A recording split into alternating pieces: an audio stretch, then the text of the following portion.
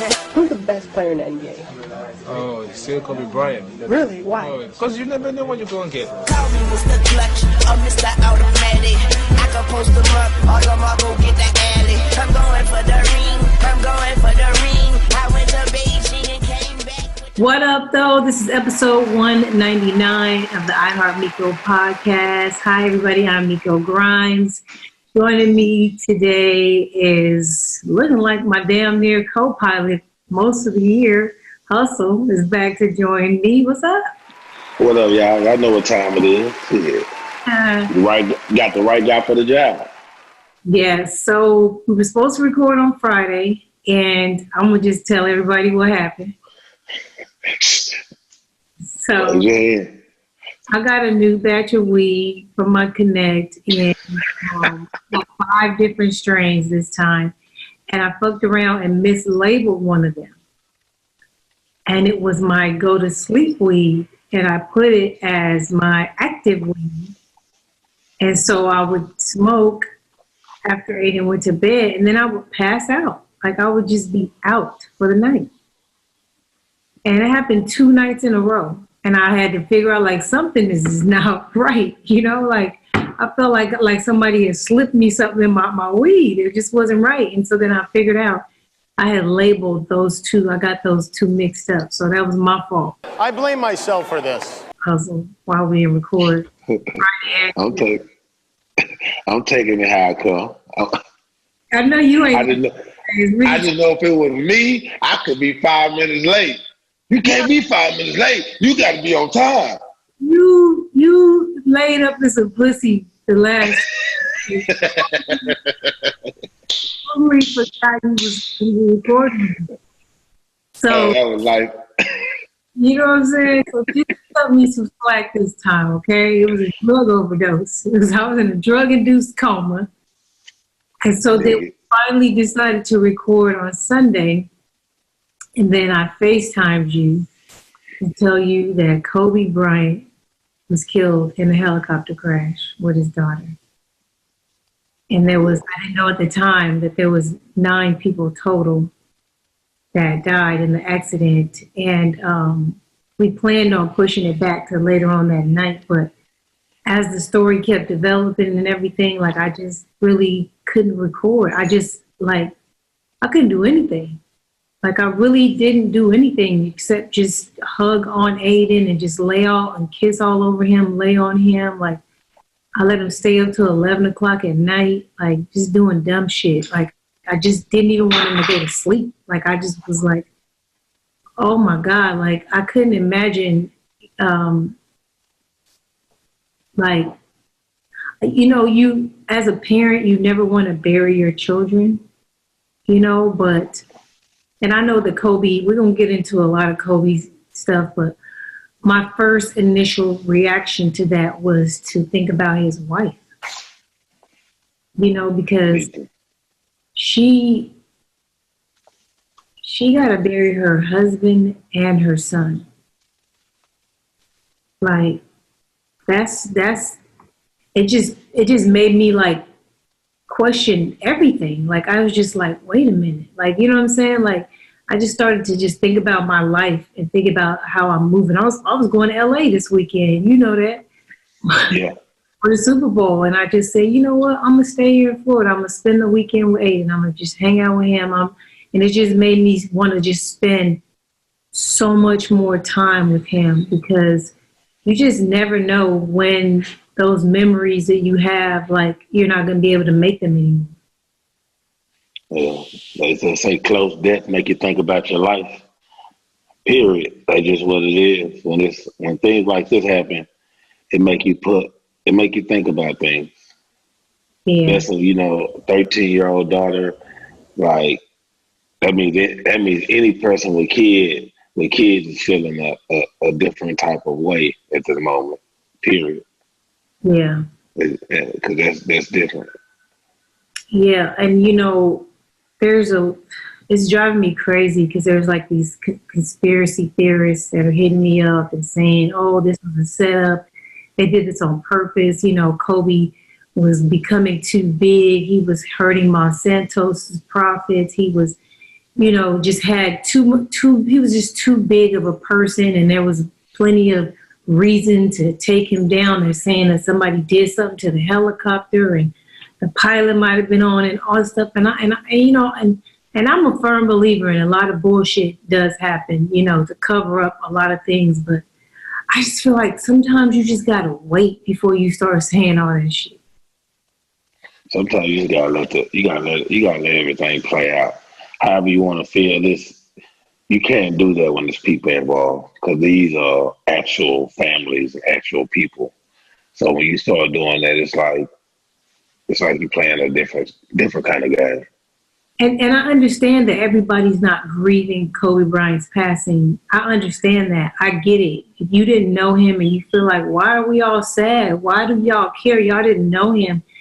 You don't have to know somebody to feel sorry for them, to have compassion for them, to have empathy, especially forget Kobe, forget that he was an athlete. Like, think about a father in a helicopter that's going down with his oldest daughter, who pretty much continue his legacy right there with him. Like, I couldn't imagine what they thought when they realized there was trouble, you know, on the helicopter. Like I just couldn't imagine what he might have said to her, like what she said to him, like how that feels. I'm a parent, you know, so like I just couldn't imagine, like, my God, like what happened? Like how did he handle that? You know, Kobe is an assassin. He's, you know, he called the Black Mamba because he strikes at any moment. Like everything is calculated and well thought out and planned, and you can't plan that.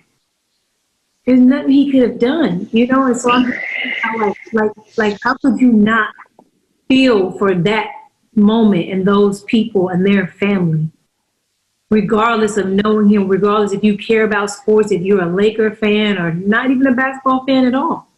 You just have to, like, feel sorry for something like that. Like, I don't know, maybe you need to have kids, but I know lots of people that don't have kids and they cry, like, they weep. I don't have kids, and I wasn't the biggest Kobe Bryant fan, and I cried. It hurt. It bothered me. I can't lie. Just keeping it a buck. I was like, damn. I was going to ask you too. We've been on the podcast, and you have pretty much you give Kobe props. It's obvious that Kobe is a legend. You know, he's an elite player in this league, one of the greatest to ever play. But you do point out a lot of flaws in his games, a lot of ways that he could have improved. And even you, like, you were still sad. You were hurt.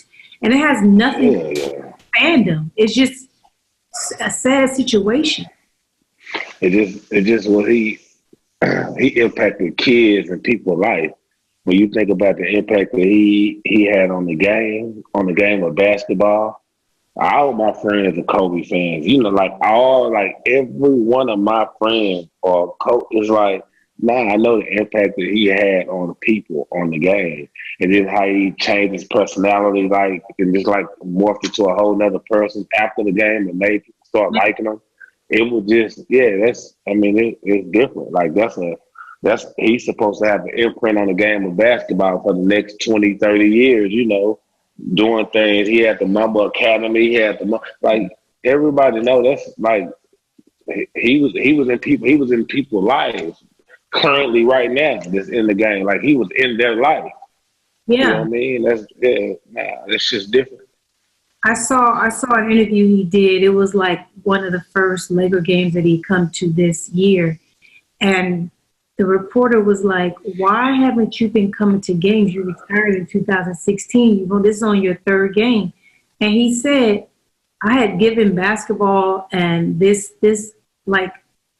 platform, which is, you know, sports, my attention for 20 years. And he was like, it's now time for my family to get that attention. You know, and he poured himself into his Mamba Academy. He wasn't just helping his daughter, who was incredible, by the way, and only 13 years old, but he was coaching all these girls, you know, like female sports. Like, he was out here giving the game to women. You know, a lot of men, and when they retire, they just, want to sit on a high horse and live off the fat of the land. And, and Kobe is a hooper by nature, but he's also just a good person. He's just a genuine person. He's a great father. And to see him with his daughter, and it's for him to just be honest enough to be like, fuck out of here. I'm not coming here every game. This is still my life. Like, I have 4 children at home, Kobe's a different type of athlete, man. He's a straightforward, he's pretty, yeah. The retired Kobe was so cool, real talk. Retired Kobe was a real nigga. He was a real nigga even when he played, Oh no, he was a real nigga when he played. Yeah, but he ain't got no hands or nothing like that. You know what I'm saying? Kobe ain't finna put no hands on nobody. But he put his hands on you with his game. That's the real nigga I'm talking about. You know what I'm saying? Kobe was nonviolent. He was like the Martin Luther King, of basketball. He gonna get his point across. He gonna kill you with words and with baskets is what he was doing. But he's not a fighter. You know what I'm saying? He's not aggressive. He was the best competitor. He was the ultimate competitor. Nobody competed like Kobe. That's one thing you could say. It's funny that you say that because I know that you and I, we talk a lot about, being from the mud and coming from the gutter and making it. Kobe was a perfect example of a kid raised with a silver spoon in his mouth that acted like he came from the Hey, listen to me. That's one thing I can say that you hit the head on the man. That's one dude that grew up privileged to say, man, he had a dog with him. He got a dog with him, Yeah. Whew. He was starving his whole life. Like, he needed that check to take care of his family. He didn't. He really just was a gorilla. He just really had... Marcus Smart with game. Can't fucking take you, dog. What? Oh, okay.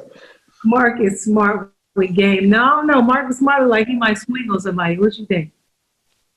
No, Marcus Smart got that dog. I'm saying Marcus Smart got all that dog, that everything. But he'll swing. Kobe ain't swinging on nobody. Man, Kobe. Well, nah. Yeah, Kobe ain't swinging. No. I can think. Nah, Kobe ain't swinging. What did you think of all the condolences and all the people that spoke out about Kobe? It was just, I enjoyed that it was just so many different types of people. It wasn't just athletes. What was your thought about everybody that sent their condolences and the stuff that they posted about Kobe? That was the best part about it. So that's what makes it even sadder. He reached people that I didn't even know he reached. I understand the sports world and the people who play the game of basketball, but man, all the baseball players and I say hockey player, everybody, this man, I knew Kobe was revered, is the word they say, but no, I did not know that people love Kobe like this. Well, I knew. This is it's like Nipsey. It's like Nipsey Hustle times 3. Yeah, I'm from LA, and this death felt like that. It felt like when we lost Nipsey, when we lost Tupac, Biggie, MJ, Prince, Ali. Yeah, man. But that's what I'm saying. In my mind, I just ain't see a basketball player having that. He was. This is nice. This is He getting shown love. There was only one player that refused to play in the game Sunday because of Kobe. He didn't say this, but I'm assuming it's because Kobe passed, and it was Kyrie Irving. I felt personally that the NBA should have canceled the games for that day because this is just a mental health issue at this point. You know what I mean? They acted like it was just one of the regular guys, no shade because everybody's somebody. But all these grown men crying on the court, can't focus, can't play, I just feel like the NBA should have taken a moment and not been greedy and said, we're going to take an L on some money tonight out of respect for Kobe, out of respect for the players. And they didn't. Now I'm hearing that the Lakers and Clippers game has been postponed tomorrow because that game got canceled. LeBron probably said, I'm not ready to play, period. You know, and I wish the other teams would have done that because it hurt. I'm watching all these guys crying, like can't control themselves. Like they found out in warm-up a lot because it was a Sunday. So the news came across about at 10 a.m., a little before 10 a.m. on the West Coast, which is 1 o'clock where I am. I knew about it by 1 o'clock, you know? And so I'm just like, what the hell, you know? And then they still didn't postpone the games. And I was just like, you know what? And it just made me think. And it made me think about how fans get so upset when a player makes a business move for themselves. And they say things like, oh, you don't care about the game. You don't love the game. You're just in it for money. What the fuck else are they in? Like I don't understand. I feel like Kobe's one of the players that would have played for free more than likely. Just would have. He loved the game that much. But at the end of the day, this is how you take care of your family. This is how you take care of your legacy. This is how you feed your children. And if we're going to allow billionaires and owners to take a pass because it's business, as a fan, you need to also respect when a player makes a business move. And that's what Kyrie basically, he made a business move and said, I'm not playing. Kyrie just does. He's a human being. Kyrie and KD, they both are human beings. Like, they don't give a fuck about the business, about basketball. I'm just keeping it in the book. They show their human side when it comes to the game of basketball. When it comes to that. So I really didn't expect Kyrie to, and Kyrie would have played, I'd have been surprised. Yeah. If KD is healthy and KD would have played, I'd have been surprised. Yeah. I mean, that's the truth. Because they really, really have a different type of admiration for Kobe. Like, it's different, you know. Like Tracy McGrady. Like, you know what I'm saying? Their relationship with Kobe is different. Yeah. So I didn't expect them to even, you know, participate. I thought Donovan Mitchell wasn't, if he had the game. There's a few other guys in my mind I was picturing wasn't going to play it out.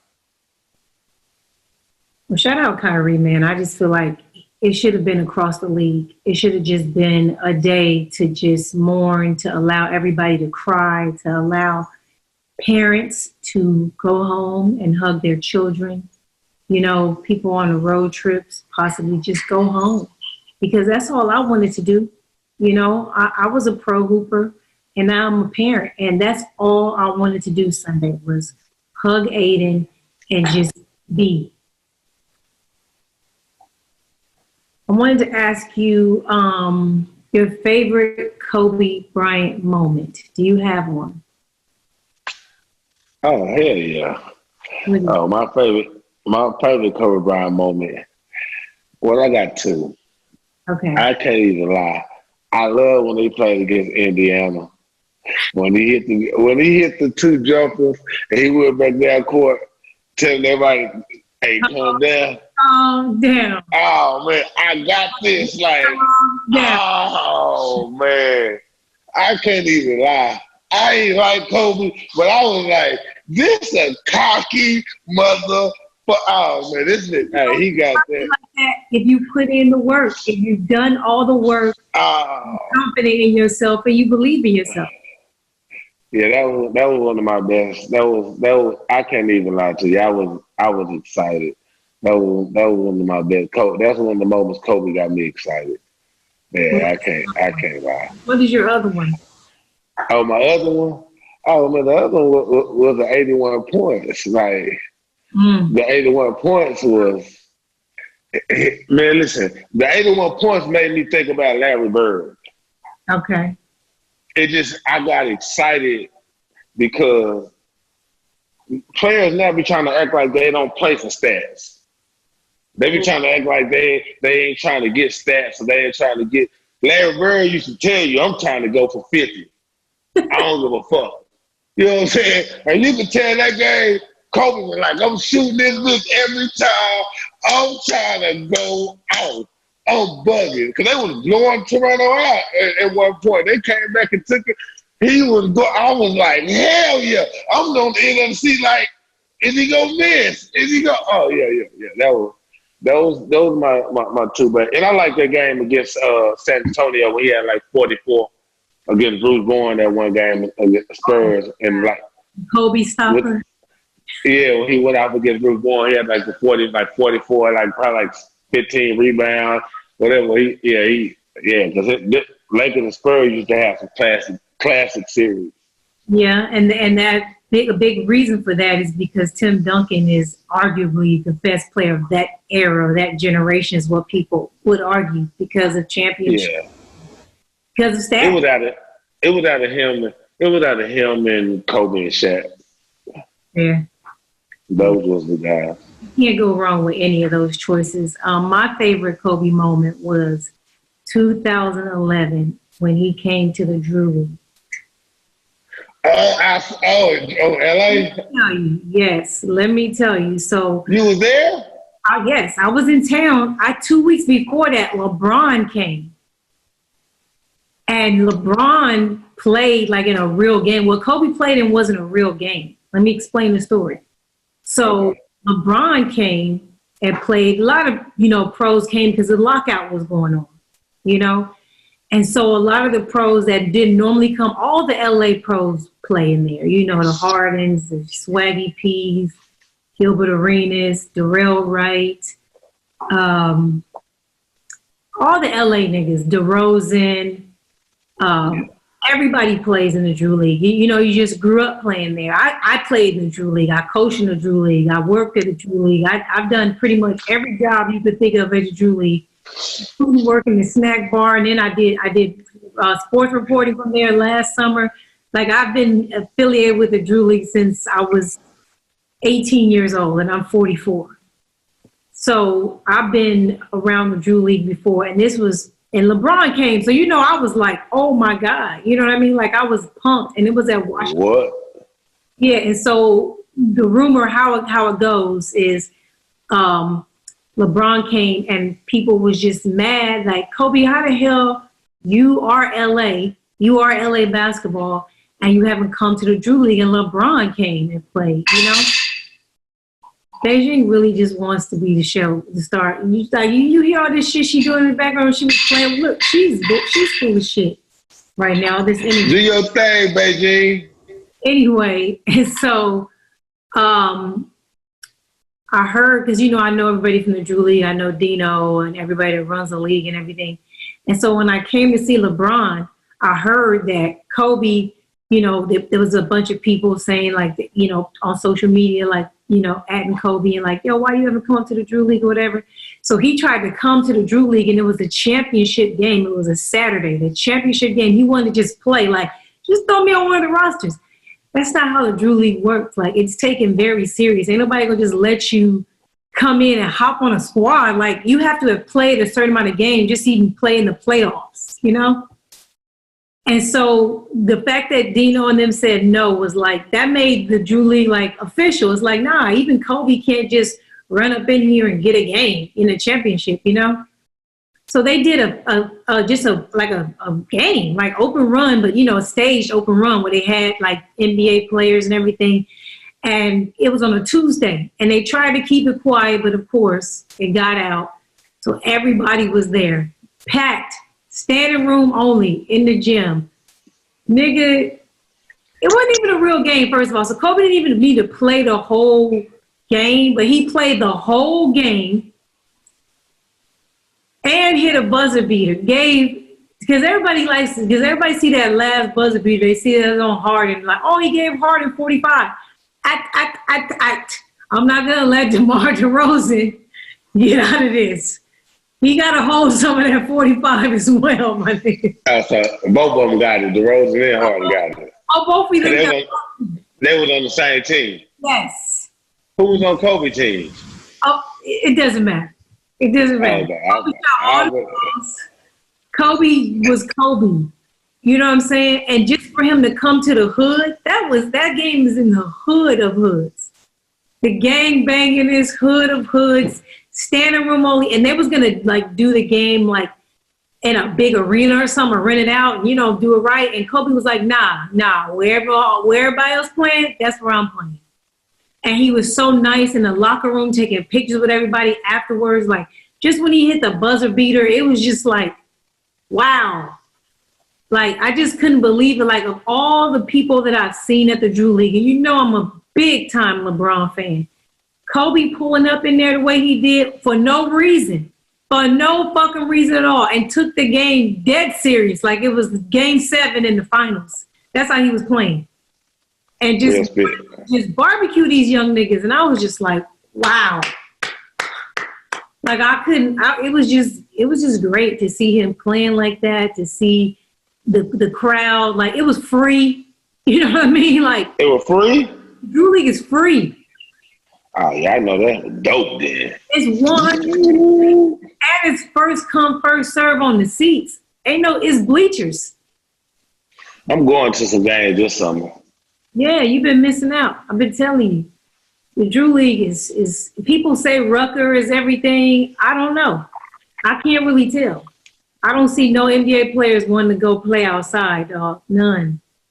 Kobe went to the Rucker? Yeah, he did, but nobody's doing that since then. Who's been to the Rucker? Oh, yeah.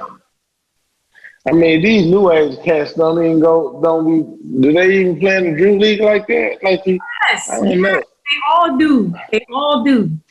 They all come and pull up on the Drew League because it's really professional. It's ran properly. Nike is behind it now, which I kind of hate it because then I was like, it's going to get so commercialized and corny. But so far, it's doing well. They got a lot of big time sponsors. There's a lot of shoes being passed around. So even the guys that didn't make the NBA, didn't make it overseas, but can really hoop, they getting treats and bonuses. They getting to play against, top tier even college players playing there. All the top tier college players that are going, pro and everything. It's just a legitimate summer pro league. And I think that it's great. And now they travel. Now they're going overseas. They're going to different countries. They're playing in different states, putting teams together and everything. That's what Kobe played against, a team that the Drew League was putting together to play in a tournament on in the East Coast somewhere. I can't really remember where. But there was some tournament. And so they get the Drew League All-Stars together and they travel and play against other teams, and that's what he played against, one of those teams, basically. And it was great. It was just great to just see Kobe's not an NBA player. He's a hooper. And a lot of people are NBA players, like they're just NBA guys. You could put Kobe anywhere and he gonna fall. He gonna ball. Yeah. Yeah. Kobe gonna ball. And yes, rest in peace. And anytime there's positive things, something great that people are saying about, somebody passing, there's always the fuck boys and girls doing the dumb shit. And so I just wanted to give them what Charlemagne says, give people the credit for being stupid. MSNBC reporter Allison Morris said the Los Angeles niggers. Yeah, it seems like he was just the kind of athlete, the kind of star that was perfectly cast on the Los Angeles Lakers. And then she wrote a statement that says she apologized. She mixed the Knicks and the Lakers together and said niggers. She didn't say niggers is what she said. She said niggers. Like I use the word nigger. I do. I use it in a way when I'm legitimately calling somebody ignorant. I'll call them a nigger. The word flows off of my tongue very freely. If you've never used it won't just flow off your tongue like that, right? Yeah, it ain't gonna flow like that. It flowed kind of, like, shit, you heard what I said? Like, you know what, I said nigger and I fucked up. Why not? This world crazy, man. She could. I would. That's what I would. If I was. Well, I ain't even white, But yeah, she should. She probably should have kept it real and said, "This is what she said." She apologized. Now you look stupid because we all fucking know that you said niggers. It was. She got fired. You weren't talking about the Knicks at all. You weren't talking about the Knicks. Why was the Knicks even on your mind? You know? That's something she just made up, trying to hope it would stick. No. There was another reporter, Washington Post journalist Felicia Gomez, posted a link to Kobe's rape case article and tweeted, "Any public figure is worth remembering in their totality." And she basically just didn't want you to remember anything good about Kobe. She wanted you to remember a dark part of his life. And I'm a firm believer, like, for example, R. Kelly got away with, you know, rape, sexual assault, and he got away with it because of money, because he was able to buy his way out of it. He was able to manipulate these women into lying for him and believing that, you know, what he was doing was right. And I get it that some people feel like Kobe didn't go to trial. He didn't go through the process, you know, it was like a settlement or whatever. But at the end of the day, we don't have any true evidence that Kobe did anything wrong or illegal. You know what I mean? We don't. Whether we got evidence or not, what's the point of trying to bring his name down? Yeah. Like what do you as a human being stand to gain for trying to ruin the moment when they're uplifting someone? Yeah. Like, that's what I wanted. Like all the other shit, trying to explain the specifics, none of that shit matters. Just you as a human being, what do you stand to gain for trying to bring somebody else's name down when everyone else is trying to lift it up? Yeah, there's a comedian named Ari Shafir or something like that. He posted a video that I posted on my page. Ari Shafir or something. He's a comedian. He's a dark comedian. He's like, his comedy is toes the line. You know what I mean? And I'm all about freedom of speech. I think comedians should absolutely be able to toe the line, step over the line, cross the line out, everything. I feel like that's an era. That's a career that you have to allow total freedom, because it's about humor. And everybody's humor is different. You know, now if you talking about raping kids or something, okay, that's too far. But I respect any comedian that toes the line and to make us laugh, and especially at true things, you know. And he said that he was happy that Kobe finally got his just due for raping a girl. And he talked about, he was in Charlotte, and he was like, yeah, this is the team that originally drafted him. I wonder if he would have stayed here and not been to the Lakers, if he would even rape the girl. And it's just people like that I just be like wondering, like, how come as Black people, like, if we hear, like, let's say you like free my nigga who, you know, died or whatever, and some other Black niggas in your hood is like, fuck that nigga, he was a fuck boy anyway, fuck y'all, blah, blah. Black people want to kill him. They will go out and shoot him, murder him, you know, do something to his family. But we see stuff like this, and as a community, like, I don't see people going to jail for killing or shooting or beating up people like this that disrespect people of our community. And that's really bothers me. And I know it sounds violent, but fuck that. That's what the fuck needs to happen, because I feel like the reason people are doing what they're doing is because they have no fear of getting that ass whooped. He's an Indian comic? He's what? What is he? He's a comedian? Yes.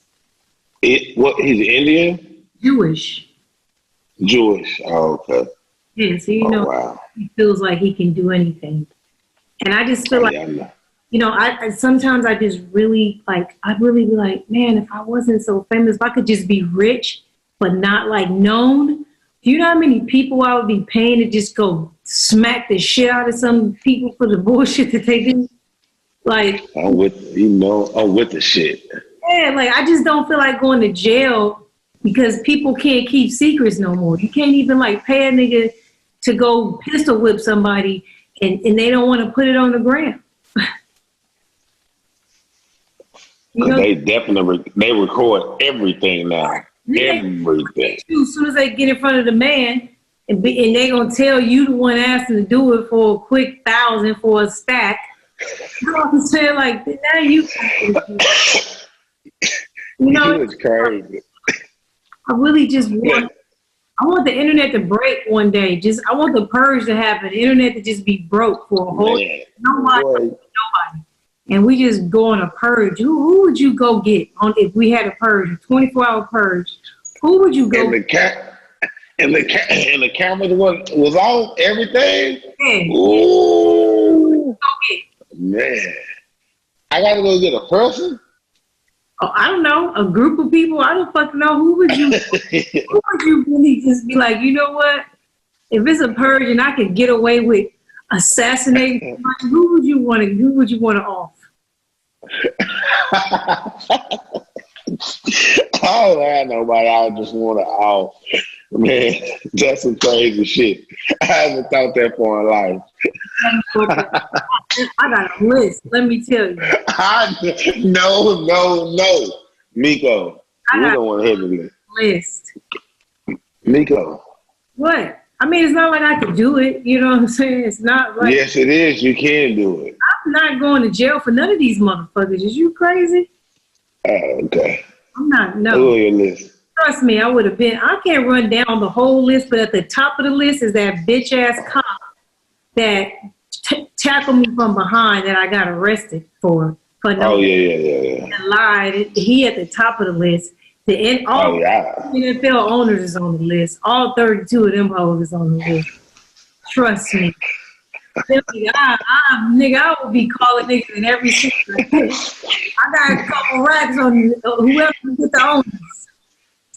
We need a new regime to come in, man. We need new blood. Oh my God. Rich billionaire white man just being racist. You know, I'm just sick of it. But yeah, I got a list. But you know, it's never gonna happen. We never gonna get that purge. It ain't gonna happen. Oh yeah, we do. We get a purge. If I said this like that, I think about it. I'm going straight to the Ku Klux Klan community. And what's sad is all of them are poor, just like black poor people. They just dumb. They have no clue that this country uses them to keep up fake racism because poor white people don't have any power. They have no power. All they are is a voice, and they make things escalated and make it look like there's way more racist people in this country than there really are.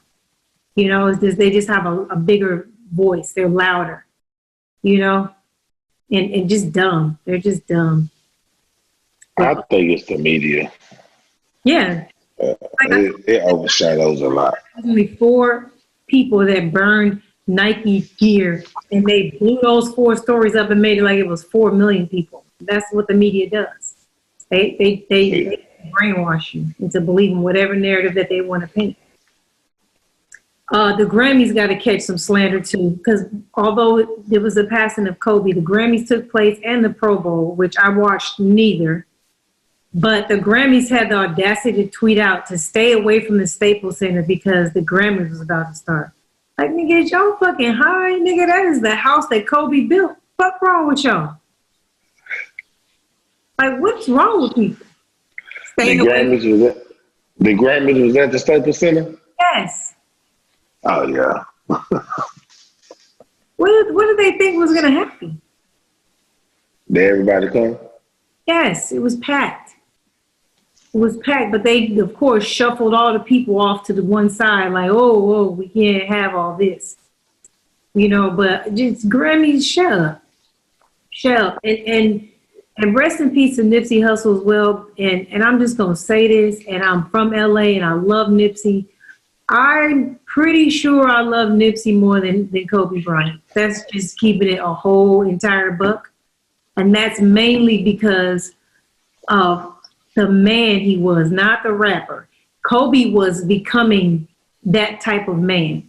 Nipsey was already that type of man. So in my heart, he was reaching me on a whole nother level, you know? And I can say that and still say he did not deserve that Grammy. I'm sorry. There was... Let me just tell you the other songs. Best rap performance, Middle Child, J. Cole. Suge from The Baby. Down Bad, Dreamville, Clout by Offset and Cardi B. I'm sorry. It's no shade. It's a great song. It's not even his best song to me. But I feel like... So who you feel like that's not answering my question though. Who should have won? There's songs on here that probably should have won before that song. Clout is one of them. Middle Child is one of them. And Suge is one of them. They were bigger songs. Way bigger songs. Way bigger. You don't think so? I don't know. Well, I mean, those songs, all those songs deserve, that's why they are nominees. No, deserve to be nominated. Absolutely. Yeah, all of them deserve to be nominated. But Nipsey's song was played, but then you got to realize when he passed away, all his songs went to overdrive. Yes, and it still didn't surpass these other songs. Songs as far, you talking about chart topping or? Yes, and as far as just what we still listen to at the end of the day, to be like, Clout was like a big ass song. Middle Child was incredible. Like, I still listen to that song to this, like all the time. Because I like so many other Nipsey songs. Maybe that's what it is. Like, that song was cool, but it wasn't the best. And then best rap sung performance. He won with Higher, the DJ Khaled song. Mm-hmm. And that went up against Drip Too Hard, Panini, Ballin' by Mustard and Roddy Ricch, and The London. I can respect that one. I can. But that Drip Too Hard song. That's what I've been saying, Drip Too Hard song. I don't even like it, but they love it. Everybody loved it. Everybody, I'm telling you. I was like, shit, I don't know. That Drip. Yeah, that song is, whew, my Lord. Mm-hmm. I feel like the Grammys just tried to do Nipsey a solid. I get it. But that's another reason I don't respect the Grammys. I don't. Like, they don't speak for us. They don't know what's cool. We have to tell them what's cool. They don't listen to us. They still don't listen. And Puff did a speech at Clive Davis's dinner, his annual party that he does before the Grammys. And he said, y'all got 365 days. This time next year, we need to have this shit figured out. And I'm assuming that he means like we need to have our own Grammys. And I've been saying this for a long time. We already have our own Grammys. Why won't we do the BET Awards, the Hip Hop Awards, or something that's us? Make that the Grammys. Stop going. Stop being thirsty. Stop being thirsty and begging for a ticket and wanting to go. And then when you don't win and you see the songs that we all thought should have won didn't win, stop fucking complaining about it. You know? Like, if it's not your job to complain, like if you're not the media, then stop complaining. That's facts.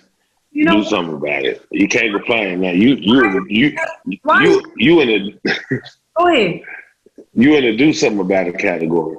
Yeah, why is he even at Clive Davis's Grammy party talking about he's done with the Grammys? Be done with them then.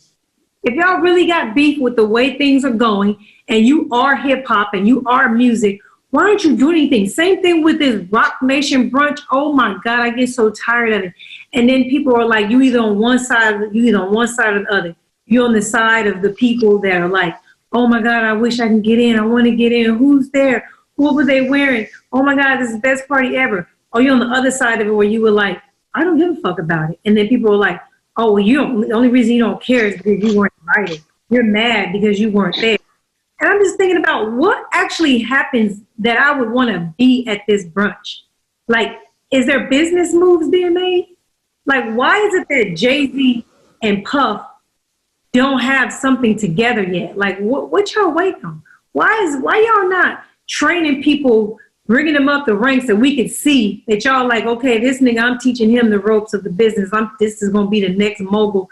Y'all just like got all the secrets and like y'all just hiding it from everybody. You like, no, it's mine. And then y'all come together for these bullshit ass brunches where y'all really just propping up other fucking white designers that don't give a fuck about us. Y'all making them rich, stunting, you know, a whole bunch of broke niggas that don't got money, faking. And then there's all the real rich niggas laughing at them like, nigga, this should be a seminar on what you should be doing in the game of hip hop. Y'all, this should be a sit down dinner where niggas is taking notes and learning the business from Jay-Z, from Puff. You know, Kevin Hart was there giving the bullshit ass speech. Nigga, who are you bringing up? Who are we bringing up? You speaking facts. Yeah, because I'm just tired of talking. I'm tired. I'm ready to do, just like I'm ready for war.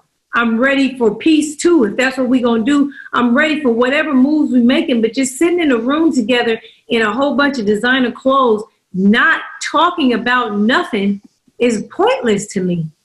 It ain't nobody's birthday. You know, I just want to just... Ain't nobody's birthday. I'm just tired of us fronting like we really mad. We're not mad. We're not mad. You know why? Because the ones that got it, they happy that they got it. And they don't give a fuck about the ones that don't. And they want to act like they do. You know, so I'm just, I'm gonna catch the rerun. I promise I am, because I do want to see the Nipsey tribute. I do want to see it, just to see it, but I just really, I can't. That's another reason I can't wait till I ain't doing sports reporting no more. So I don't even have to watch the NFL no more. Like it's a lot of things that I'm just tired of giving my energy to and giving my time to. And a bunch of people was asking me why I wouldn't post the little comedian dude, Ari, whatever, on my main page, because it was on my story. And they was like, you have more views on your main page if you would just post it on there. Like, nigga, don't tell me how to run my social media, okay? Yeah, couldn't give him no crap, that whole shit he posted. I mean, it's not even about his clout. It's about my mental health, because I got almost 5,000 posts. And a lot of that is because this is before Instagram was letting you like do 10 posts and all that kind of shit. So it was like a whole bunch of just shit that needs to be deleted. But a lot of that is trauma. It's Black trauma. I used to post a lot of traumatic shit that was happening to us.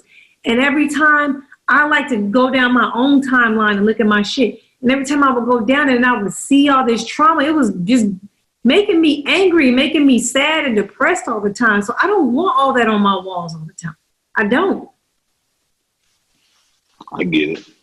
Yeah, and I'm just like, don't tell me what to do, my nigga. Do not tell me what to fucking do on my own. That's some bullshit. He's saying some bullshit, so I just wouldn't want that bullshit on my shit anyway. Yeah, no. That there, no. I wanna wrap up the Kobe discussion and just say, you know, Kobe like really gave it his all in his sport. And to see him continuing to give it all in his everyday life with his family, the way he was grooming his daughter, the way he was loving on his other children and his wife, and to see him so happy. And people always say life is short. And I got a question for you, Hustle. What do you do? What do you do that's longer than live life? Give life to others. You don't even do that. I gave life to somebody 9 years ago. I've been here 44 years. So when you say life is short, it's really the longest thing you actually do is live. Yeah. You know, I played professional basketball for 7 years. That wasn't my whole life. I was a mom. I've been a mom for 9 years. I've been married for almost 11 years. You know, I've done nothing longer than life. Nothing. And it's really just about what you do with your life, how you live your life. You know, so even if you were to die at 10 years old, if you had a great 10 years, it's a great 10 years. And I believe Kobe had a great 41 years. Gone too soon? Gone too soon? Absolutely. To me, he is. But the 41 years that he put out here, man, he lived. He lived to the fullest. Kobe buckets, baby. Mamba, man. You wanted to say anything before we move on? No, and I like I said, I really had grew to learn to appreciate him as a player as I got older, and I started understanding basketball more. I feel like in my naive understanding of basketball, I was probably harder on him than I should have been. And I was looking at the combative side, the battle test side of basketball that he was doing. You know, to win 3 championships, then to go back and win 2 more. That was like his mental. He's a warrior. He was a true warrior. Like that's what make him. You got to always put Kobe in the line of greatness, and yeah, he's one of the greatest. Is he in your top 5 now? No, he's not in my top 5. I didn't say that. I said he's great. Yeah, he is. No disrespect to all my Kobe, like the Kobe fan. No, Kobe's a great. He's all time great, but he's not in my top 5. No, we're not. Yeah, I'm not a liar. He's in your top 5 scorers, though, or no? Scores.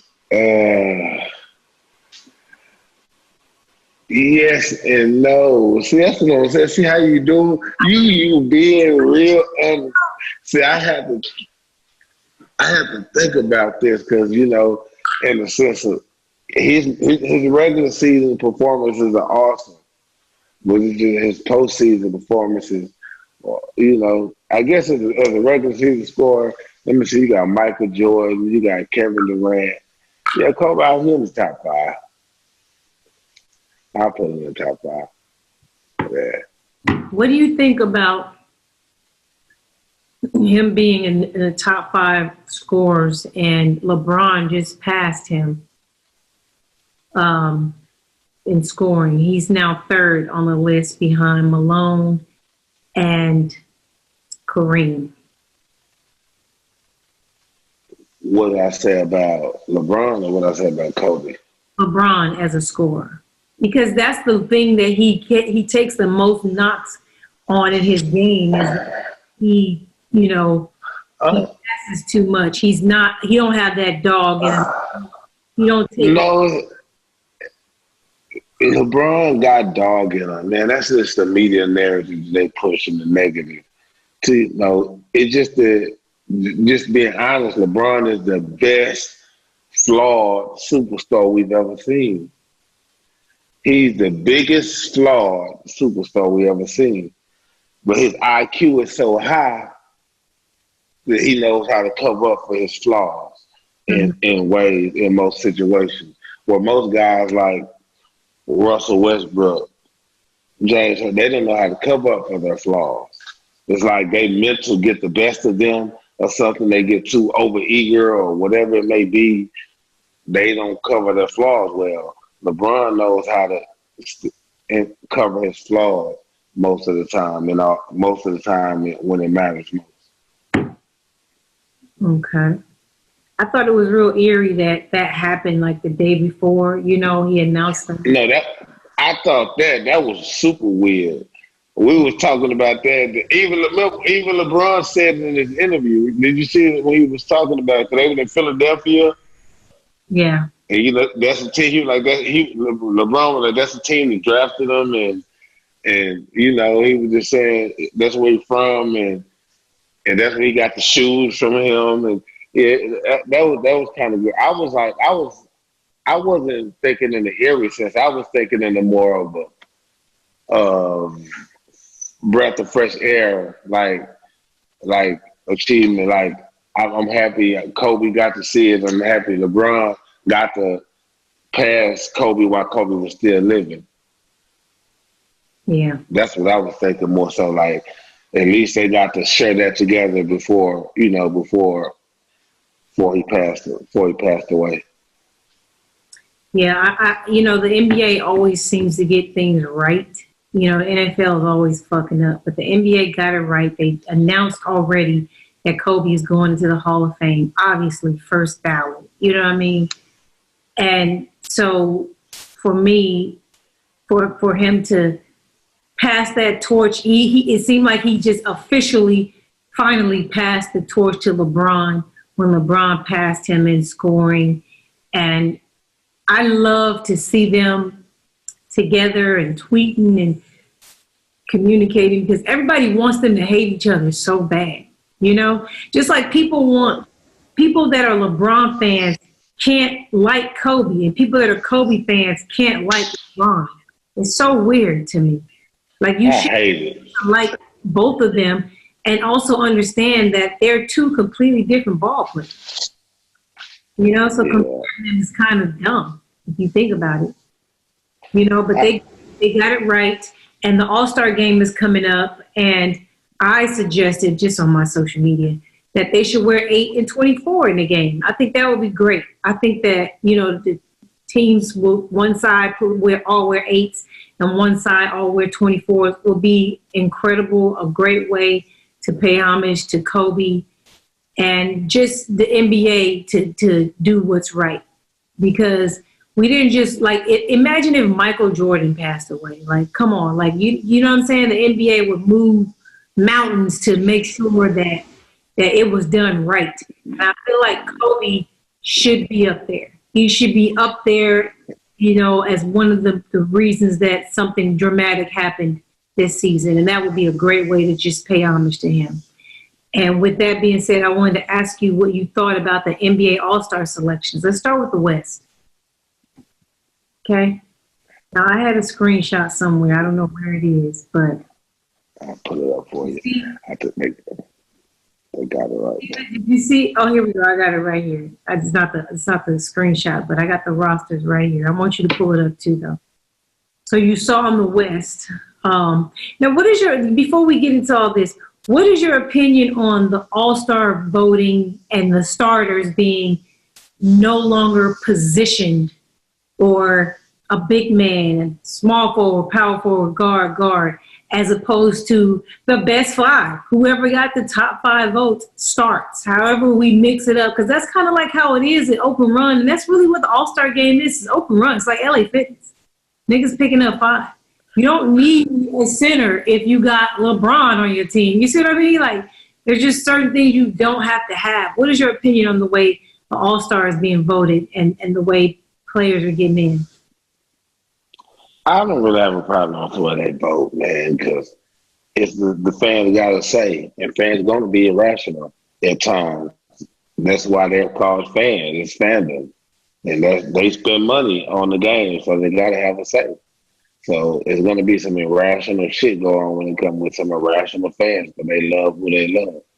And we know that. So that's why you try to levy out the vote to 50, 25, 25, how you try to wear it out. But I don't have a problem with it. I love it.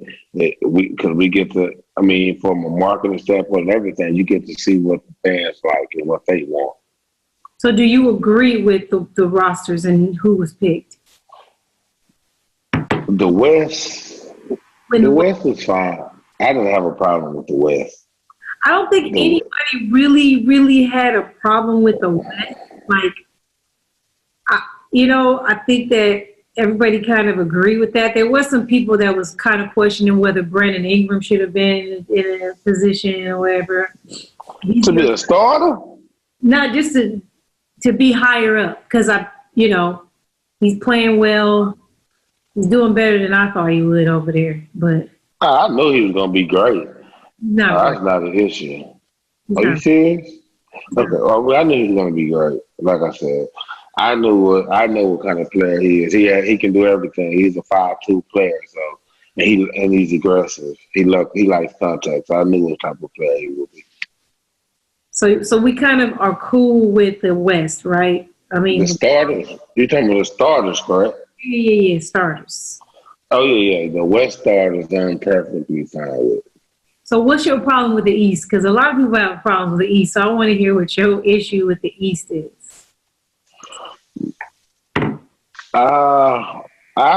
It's like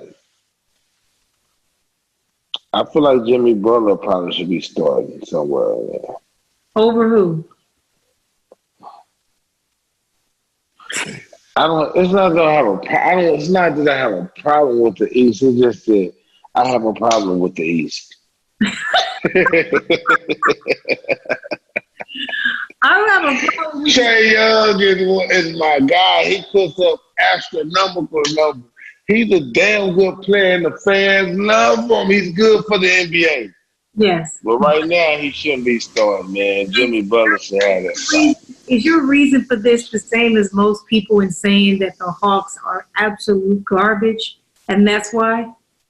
No, it's because Miami Heat are winning, and they're winning because of the imprint that Jimmy Butler is giving the team. So it is because Trae Young. It ain't cause no.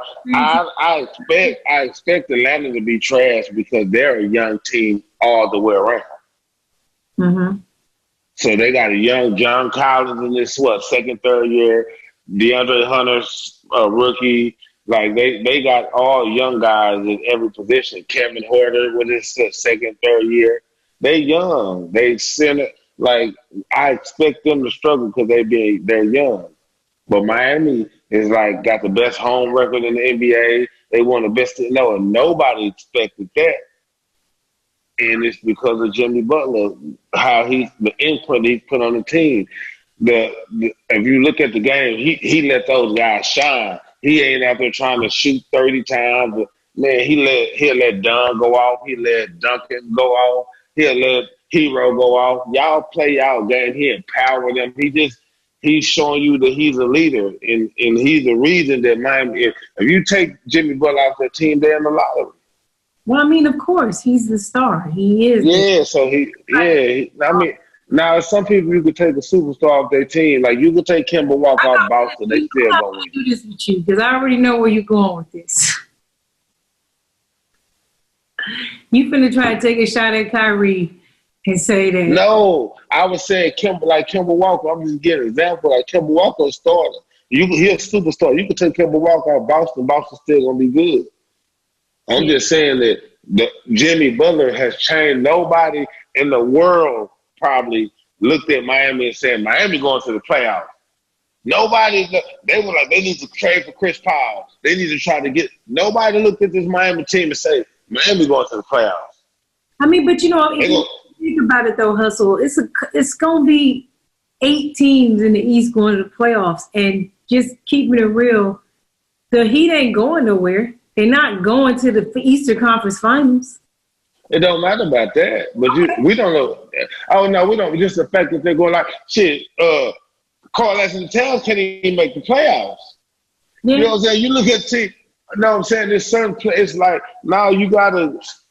It's a growth process to winning, but you got to give people props when they overachieve or even get their team to the level of just winning. Period. You know what I'm saying? Like, because to win is hard to do. It's hard to make it to the playoffs. He don't have a second superstar on his team. Well, Bam was playing awesome. Like, but they don't really. Now it's like it's hard to win in the NBA. Period. They can try to downplay, but it's. Do you think Ben Simmons is the reason that the Sixers are winning? Sixers have a good team. It don't matter who it is. Sixers have the type of team where if you take Ben Simmons out and you put Joel Embiid in the lineup, it's just what they have a good team. It's just that when Embiid and Simmons are playing together, Simmons is in the way, or Embiid is in the way, depending on who you like or how you want to look at it. Okay, so Butler, you think Tatum should have been in the starting lineup? Or starter? Yeah. No, Tatum should be an all-star, but he turned it on late. He started kind of slow. That's what hurt Tatum. Tatum would have started the season like how he playing now. Tatum playing like he's one of the best small forwards in the NBA right now. Yes. There's no question on how he's playing right now. But he just started the season off playing this way. Okay. Boston has been Gordon Hayward, Jaylen Brown, Kemba Walker. Like all of them had moments. It ain't you know. Yeah, I respect that. So Zion is back. He came back last week. What did you think about his debut game? He played again last night, right? Mm-hmm. I watched the debut game, and I'm just keeping it real. Like, okay, Zion made $95 million before he played in a single game. Okay? I didn't know that. $95 million. The Greek Freak is making $87 million in his salary. I don't see $95 million. I don't see it. I don't see it. I see a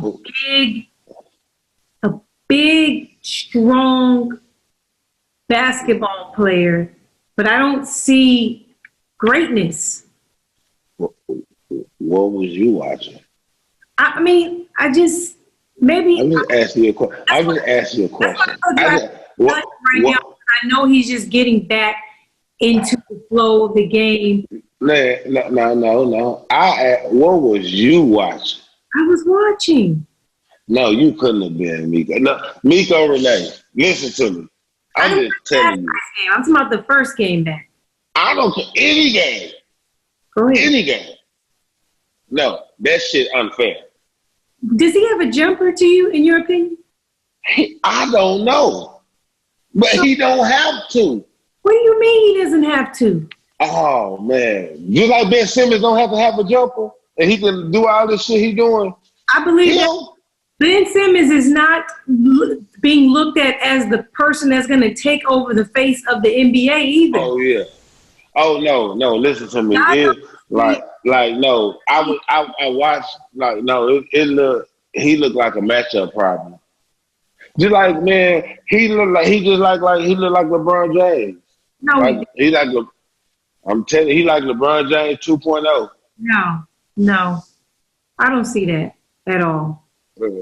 I'm not saying he gonna be better. No, what I'm saying is he's a matchup problem. It's like LeBron is a matchup problem. LeBron can do everything. Zion can't do everything. Well, LeBron can't. Listen, I'm a LeBron fan. It's my favorite player. You know this. Mm-hmm. When LeBron came in the league, did you see how he played in the summer league? Did you see how he played? No one expected him. Just like when I saw Kobe playing young, I saw this is going to be a fucking killer. I'm not saying he wasn't going to be great. I'm saying when he initially started. Like when he first, like when you didn't, it was like, no, we knew he gonna learn, the game gonna slow down. But no, he was flawed. He couldn't shoot. That's why San Antonio was able to embarrass him. He couldn't. No, I'm saying to you is Zion Wilson, with his size and his jump, how quick he has the ability to enforce his will on the game, regardless of him, even if he can't shoot. I don't That's see how that. he. Oh my, that's it. I don't see the IQ quite yet. I see a lot of athleticism.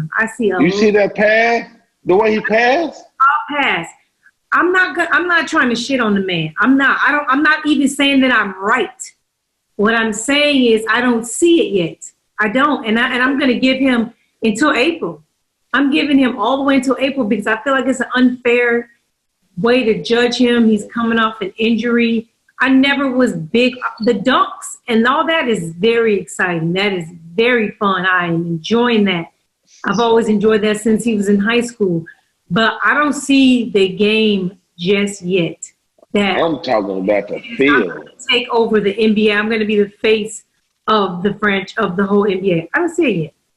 And I hope I'm wrong. You know what I'm saying? So who said Zion's going to be the face of the NBA? That's what they're trying to pay him as. When you give him $95 million before he plays in a single game, what are you saying to him? You talking about who? Nike? Whoever. Okay, who paid him $95 million? Like, what was it? Yeah, Nike. I mean, that's not uncommon now, though. Yes, it is. For somebody I don't think is going to be the face of the NBA, that's crazy. don't see it. I see a good player that's going to be a matchup problem in certain situations, but without an actual jump shot, without seeing any type of handle, without seeing any type of IQ. So you don't think he can handle? You don't think he got IQ? The man to pass like he passed. Listen, Miko, you play basketball. You sound disrespectful. The man to pass like he passed, that's IQ. The way he passed, no, Miko, no, Miko, stop. The way he passed the ball, no. Passing is a skill. What are you talking about? I saw the passes, and it is a skill, and I didn't see anything special about his passes. I didn't see that they were anything special. No, okay. Well, for me, his passing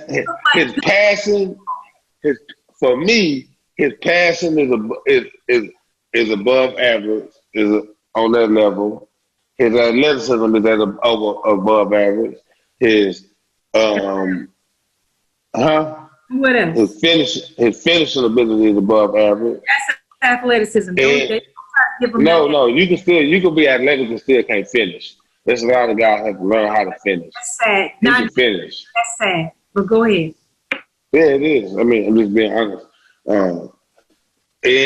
And I feel like his handle for a 4, because they got him playing a 4 to 5. His handle for a 4 or 5 and getting to the basket. How tall is he?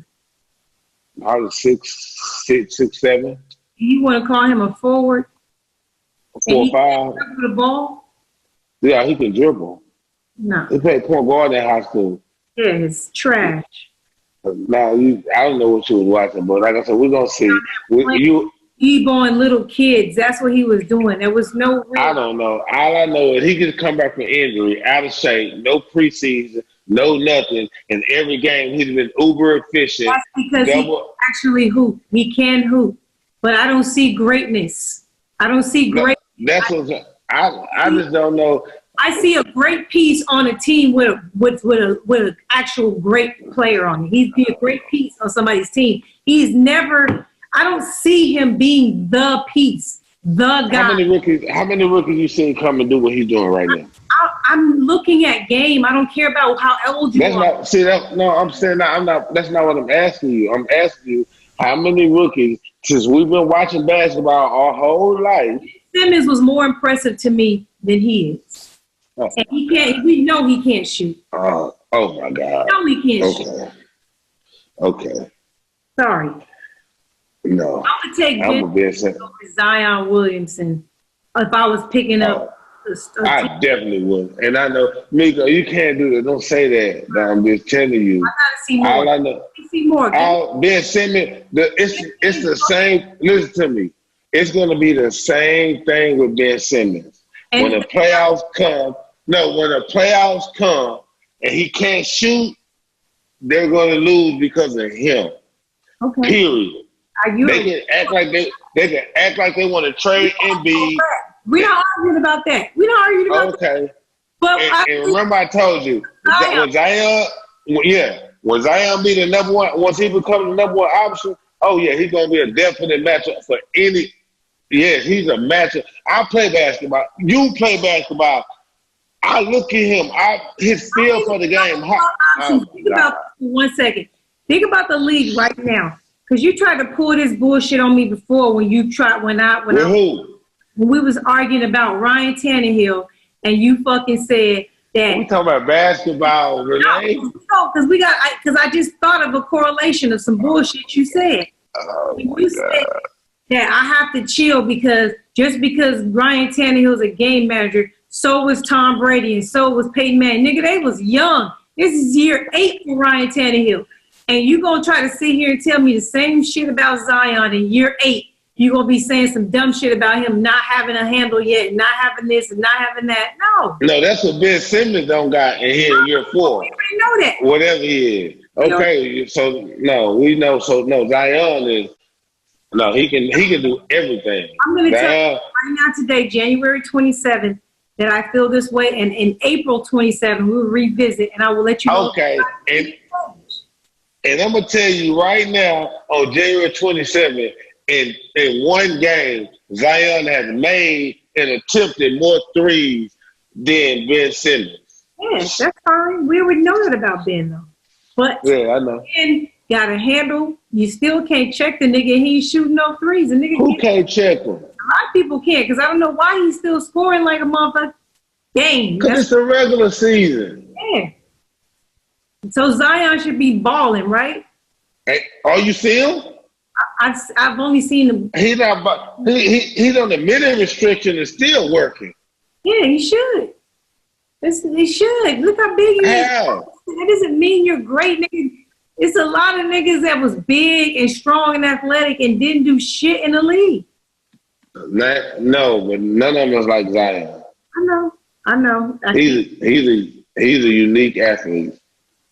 We're gonna see. In light of Kobe's passing and his daughter was, on the helicopter with him, I wanted to get your opinion on this story. I actually had this for Friday before this passing happened. And the question was, when LeBron went to Bronny's game when they were in Boston, and the reporters were like, oh, they got lost. They got cooked by 32. LeBron only had 15. And, he broke his routine to go see his son play. And after the game, they asked LeBron, what he thought about it and if he would have did it again. And he said, absolutely, because my family comes before this whole sport, before everybody, the Lakers, the fans, Bronny, Bryce, and all them come before all of y'all.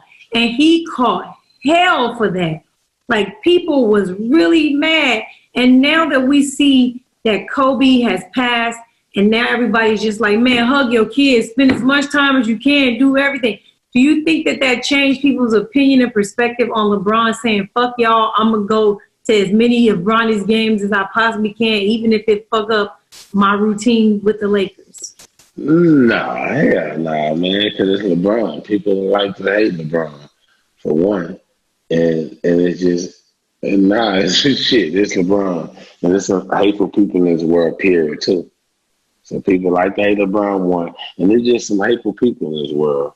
So that shit ain't gonna change. It's like they're gonna separate that shit. They're gonna separate that shit. You know what I mean? And have kiss their kids and still come back and be like, motherfucker, what you should be at the gym. Well, I'm not lying. That's why you laughing. Yeah, you ain't lying. You ain't lying. I'm just glad he said it, because I feel like that was a moment. Like, how sometimes you have the mic is on and the lights are on, and whatever you say right now is just going to be used against you. Either whatever you say. And I'm just proud that he basically was like, fuck y'all. Fuck y'all. I'm going to do me. Yeah, I'm going to do it again. I don't regret it. I don't take it back. No, it was the right decision. I saw my son play. And now, like, I'm just looking back at that too, like, yeah, fuck y'all. Like, this really is a game. And I get that he's paid a lot of money to do it, but so what? Stop watching them.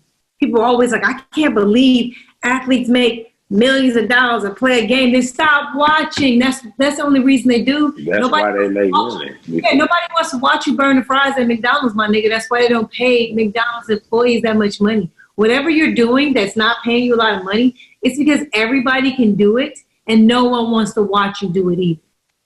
That's it. So if you got a problem with athletes making a lot of money, stop fucking watching. That's it. Oh, go do it. Or try to do it, and you can't. That's why. You're arguing, you're mad about them making money while helping them make the money. Like, it's just stupid to me. And it is a game, but you have made it a profitable game for us, most of us, because we are the best athletes in the world, the black race. And this is one of the ways that we're able to capitalize and make a whole lot of money in a small window of time and stop hating. Okay? Let us eat.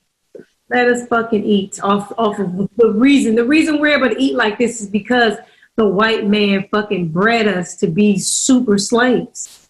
And now we using it to our advantage. Now you done put all this DNA together, these super It's the only reason LeBron, there is a LeBron, is because y'all, I goddamn was mating us. She said mating us. I thought you were gonna say steroid and the chicken. What? I thought you were gonna say steroid and the chicken. Well, you know, that's that too. But that's LeBron was probably, he might have came out right when that shit started for real. Because, you know, back in the day, our parents and our grandparents, they weren't eating the same chicken we eat. It wasn't. No. It wasn't even breathing the same air, drinking the same water. You know, like, it just was different. Now the world is way worse. Everything's so bad. Even the vegetables are corrupted. I'm a vegan, and that's not because I think that our plants aren't fucked up. It's just that if I'm going to eat fucked up food in any way, it's not going to have a heartbeat. That's it. It's not going to have any trauma associated with it. Because I'm a firm believer in this, and, you know, a lot of people disagree. But I believe whatever you put inside of you, it affects you. And you're putting the trauma of other animals inside of you, it's going to have an effect on you. You know? I feel that way. Yeah, so I just not to. It's my choice. It's my life. We all have a different path. I'm walking mine. You walk yours. Okay? The drama with the Clippers, if you've been hearing about it. Yeah, I've been hearing about it. So when there's smoke, there's fire, right? Everybody knows. One plus one is two. All these alleged stories that the other players on the team were upset because they're getting special privileges. They talking about the practices are shorter. They skipping practices. They calling practices off. Then we fuck around and see Kawhi in a strip club getting a lap dance. And they calling it load management. You ain't see the video? You say what? It's a video. Hold on. Kawhi in the strip club? Yes. Fun guy. Man. Kawhi ain't no goddamn strip club. Y'all, let me see the video. Send that bitch to me. They a whole New Balance hoodie, getting lap dances. It's so crazy because it looked like it was a setup because it will look way too light. Like when I go to strip clubs, it's dark. You know what I'm saying? I really want to see it. It was lit up. It was a little too bright for me. I like to, you know, I'm a little nasty when I get in a strip club. And I don't really like everybody seeing what I'm doing, you know. And so that would have been too bright for me. I wouldn't have felt comfortable tipping the pussy in that type of lighting. I would have been like, yo, like it's like my fucking podcast room. I was like, yo, y'all dim the lights in here so I could, you know what I'm saying, play with the pussy a little bit. The lights. Yeah, and so there's multiple videos of him getting a lap dance in the strip club. And then this is after all these allegations came out that the other players on the team were upset because him and Paul George are, you know, changing practice times and canceling some practices because they feel like rest is more important. And the players are like, no, it's going to have a negative effect on us. We need more practice. We need more work together. We need more. And, you know, everybody's quiet about it. Nobody wants to come together and say who the sources are. We ain't figured it out yet. But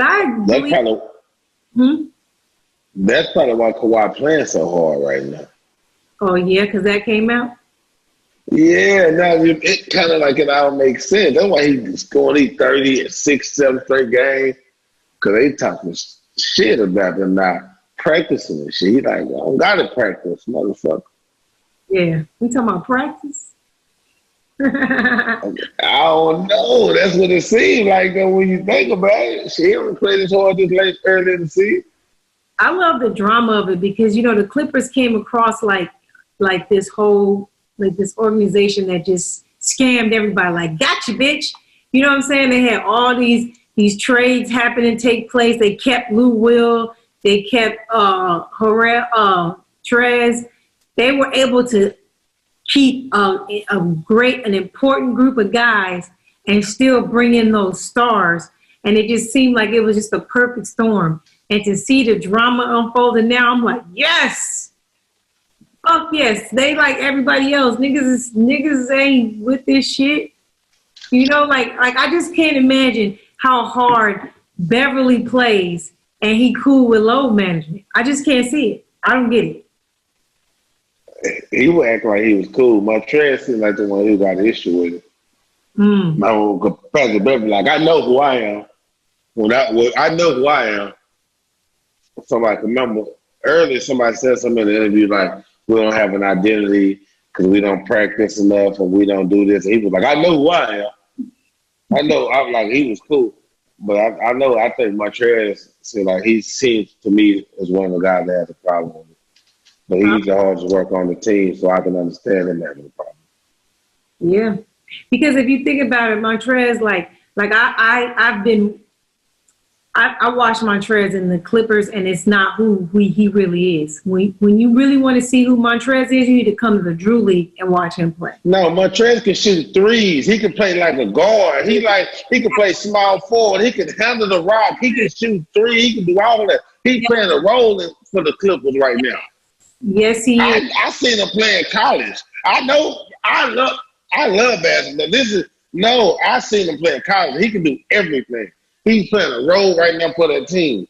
That's probably why he's pissed off on the bullshit that he had to put up with. Yeah, because he's one of those guys that I've always felt like if he went onto a different roster, if he's trade bait, you know what I'm saying? He could be like an impact, like a starter that is an impact player, like second or third option on somebody's team, you know? And so I could see him being bothered by this whole situation because he's probably like, nigga, this is it. They saw last year when they had no chance of beating the Warriors because Kevin Durant was healthy, but the way they scared the Warriors, the way they had niggas shook, I feel like they feel like shit, last year was just a warm-up. This is the year right here. We gotta get past LeBron and them Lakers, we out of here. You know, so I feel like he probably feeling like, hey, nigga, I don't know how long my window gonna be here. And, you know, a nigga like him, if I get a championship or not, if I'm him, I'm going to get the bag after this season. Fuck out of here. You know he going. This is free agent year? Yeah. I'm going to get the bag. They got to win it. And he probably like, let me win it all. Let me give me a shot at winning it all before I say fuck it and just go after money after this. You know? So, I don't know. No, you got to chase the money regardless. Yeah, but sometimes you don't in the NBA because all their contracts are guaranteed. You get other opportunities, which is what I like. Players have options. You can still make a lot of money and not chase the bag and win a chip. If you Montrezl Harrell, though, you got to chase the bag. Well, now, you can say that for Chris Paul, for LeBron James, or those type of guys. But a dude like Montrezl Harrell, who's already had a few years in the league, he's a hard worker, lunch pail worker. Like, his value going to decline quicker than those guys. Right. So he got to get the bag quick as possible. So once they offer the bag, he got to get it. Yeah. How you feeling about the way the East and the West is shaping up? Are there any surprise teams? Because we're at the halfway mark. People think the All-Star game is the halfway mark. It's not. It's technically January 20th. Any surprises? You know, John Morant, he is out here just doing what I kind of thought he was going to do. But, you know, his team ain't really – they've won – what is it? They've won like 12 games in a row or some shit like that. But they're still not going anywhere. You know, they're just not going anywhere. But I do enjoy what I'm seeing in him. I like this kid. Like, he is impressive. He looks like he has more of a face of the league than Zion. And maybe that's because he had a full preseason and he's had a full regular season so far. Or maybe he has a game that you like that's pretty, right, electrifying. That grabs people's attention. That's a seat filler. Maybe he has that. You said Zion is everything. Zion. Oh, no. Zion is a beast. Like, he's a matchup. I'm saying see, you heard what I said about Morant. Now, Morant is he's a superstar player. He's going to be a superstar for sure.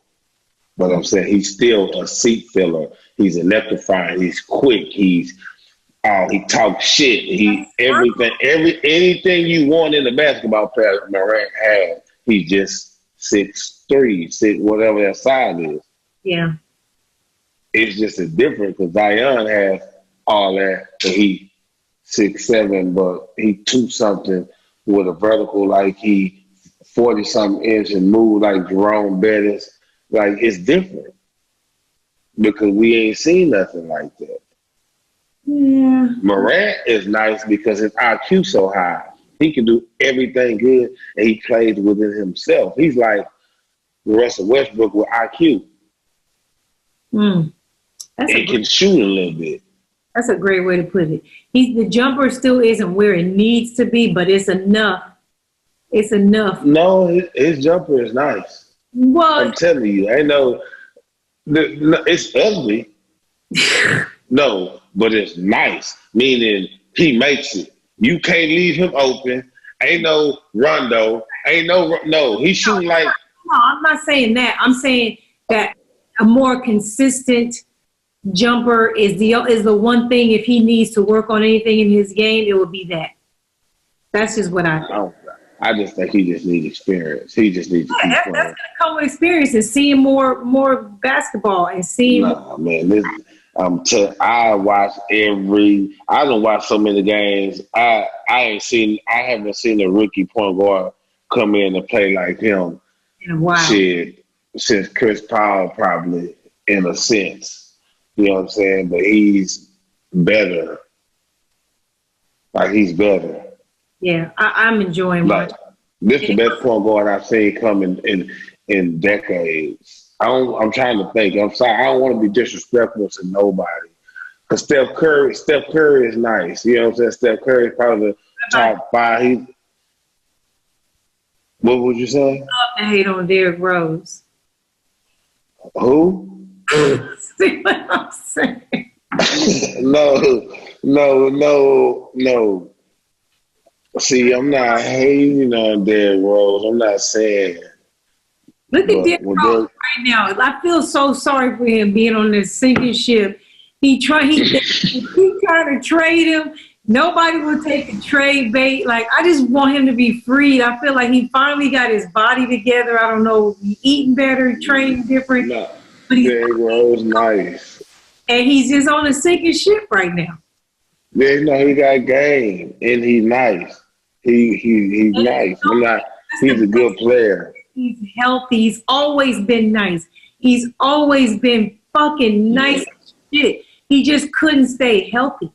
But no, you were trying to compare Morant to him. No. I was saying no. Coming in as a rookie, yeah, you gotta give Derrick Rose his props, dog. Come on.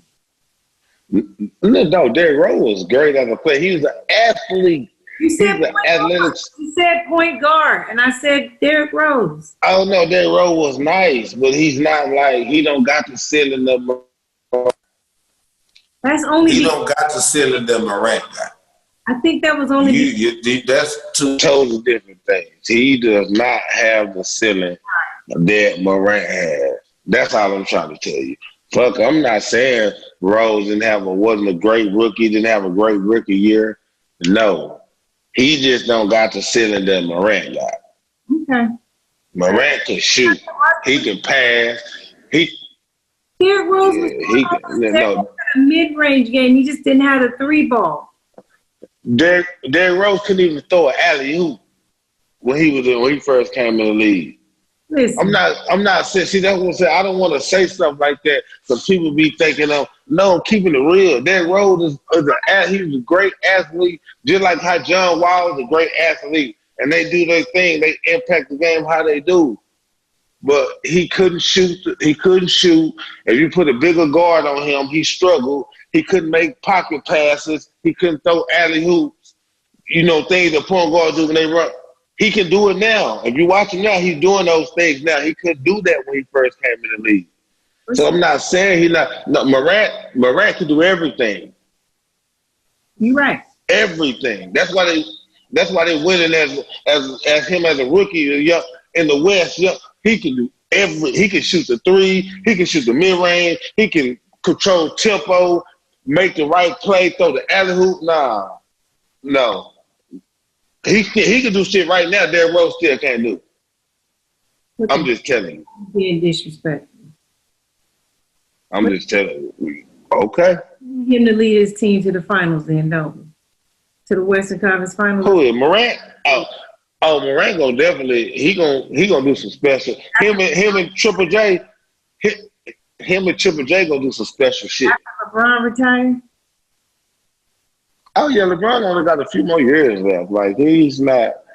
Yeah, he only got no dude come in winning championships in their first 3 years in the league. You know what I'm saying? No dude. Look at you. No. Oh yeah, motherfucker don't come in winning. Moving on. I meant to bring this up last week, but I got distracted. That's why I said I'm gonna stay. I'm gonna watch my notes. I'm gonna make sure I don't miss none. It's gonna be a long ass episode. But I was talking about the WNBA and their new CBA agreement. You know, we talked about the good and the bad of it, and talked about how they're trying to compete with players going overseas, and you know, just competing in general with women that are doing other jobs besides playing in WNBA. We saw Maya Moore is again gonna, you know, not play in the WNBA this season because she wants to, you know, do other work. And she can do that because she can play ball overseas. Facts. She and make good money. She can make money in endorsements. She has all these other avenues of making money. And I believe that the WNBA is seeing that and realizing, like, damn, this league we never really cared about anyway, it's going to fold if we don't, like, put some effort into it. And they did. And one way that I saw that they could lose players again is that the Big Three announced that women can play now. Oh, my God, the face he's making. What is your opinion on the Big Three allowing? Now, let me just say this. It is not just women, because one of the reasons that I was pissed that I couldn't get Brent in the Big Three is because they weren't allowing anyone that wasn't a professional basketball player. Now they're opening it to professional sports and professional athletes across the board, including women. Now, we're not talking about the other athletes right now. I just want to hear your rude opinion, because I know it's about to be some bullshit. Your opinion on women playing in the Big Three. Oh, okay. You say you want me to say some bullshit. Yeah, okay, don't get mad. I'm just trying to tell you, it's a waste of time. I don't know what they're doing.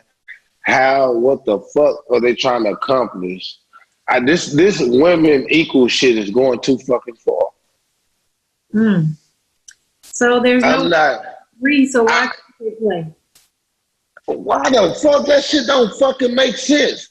The reason they have abuse, just like they have fucking abuse. If ain't no abuse, we don't have no bunch of fucking cases of abuse with no women beating up men, slapping them up and overpowering them and beating them up and rape. No, we don't see that shit. But we see it with men. We see it with men doing it to women. Like, no, we're physical. We're bigger. It don't. That shit's stupid. It don't. Man, come on, man. You know, like, it's like this common sense in life, bro. Like, I'm not trying to be rude. Like, we're stronger. We're bigger. Like, God made us. We're different. We're not the same.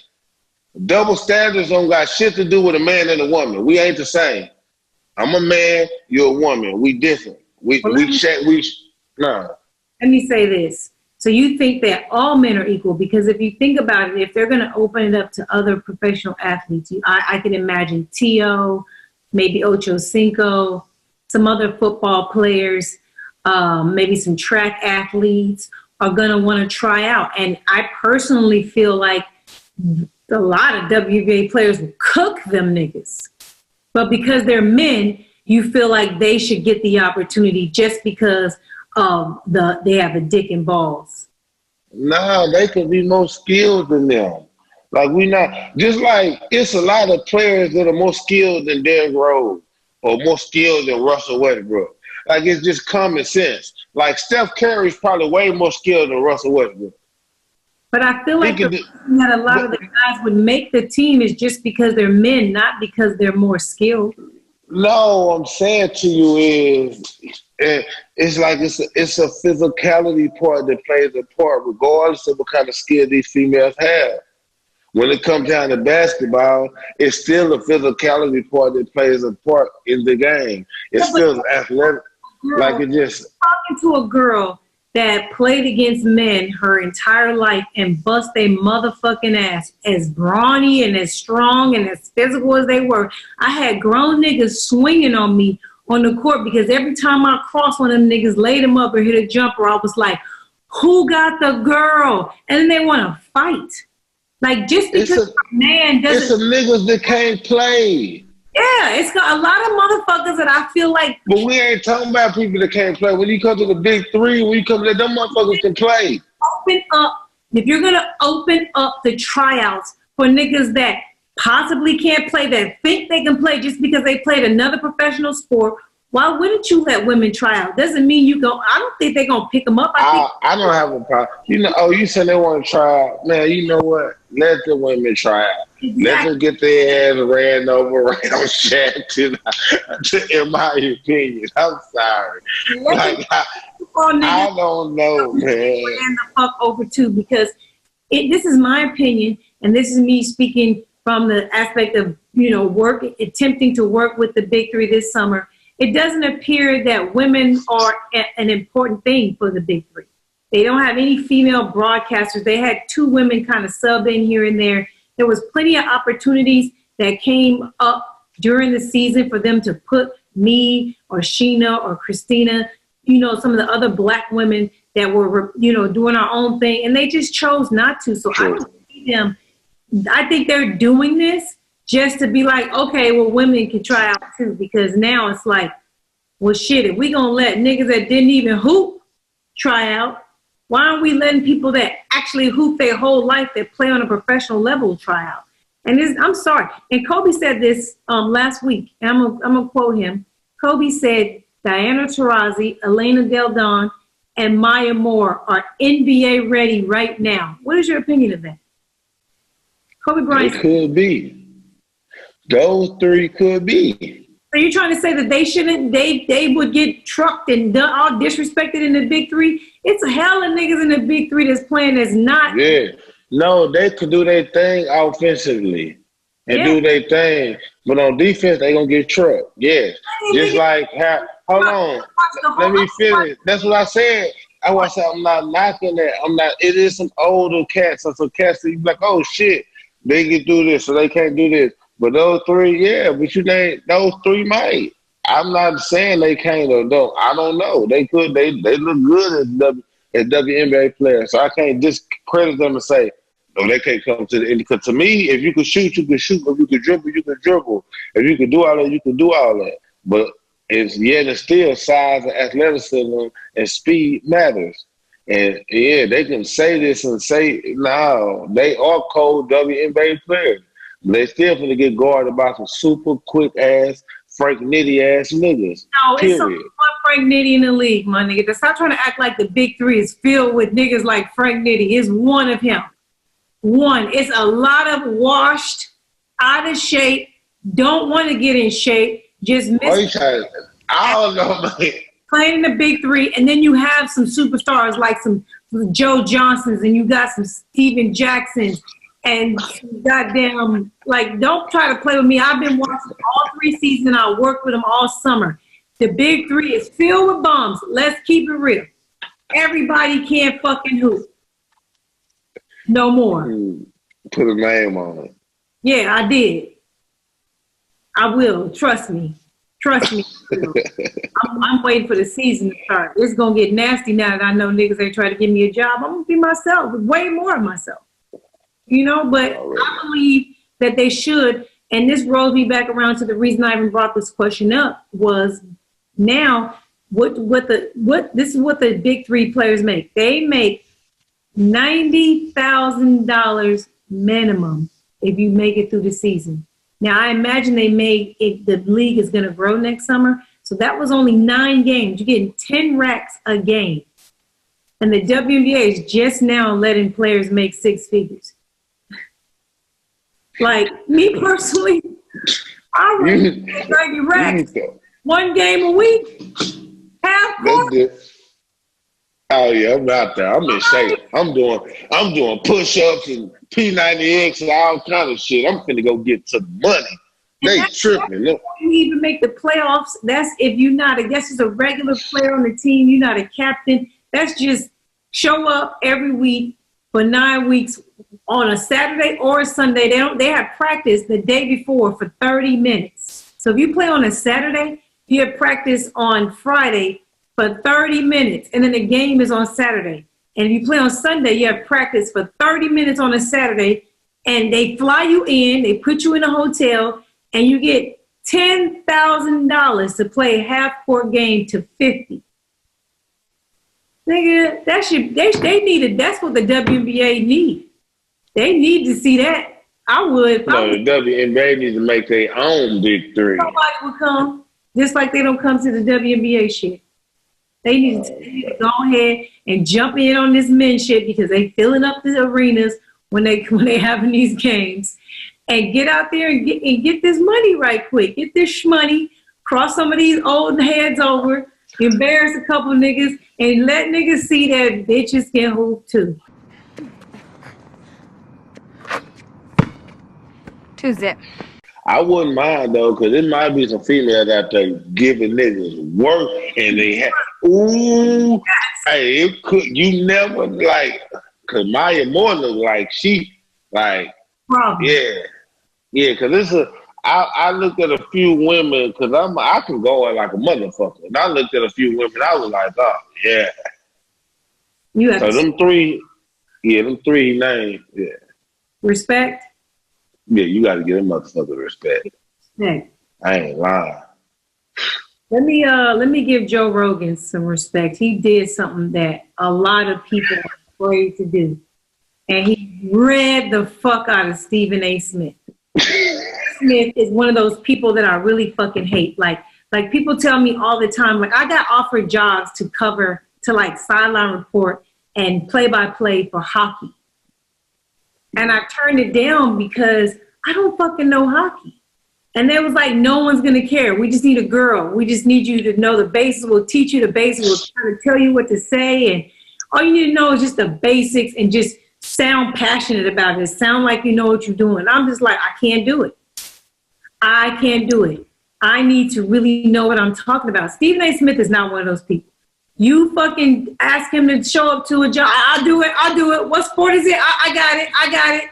You know, he don't know everything. You don't, Stephen A. Shut up. Your basketball IQ is trash to me. Every team you pick loses all the time. You pick the wrong guys all the fucking time. And when you finally get on board, it's already clear that the nigga is dope. You know?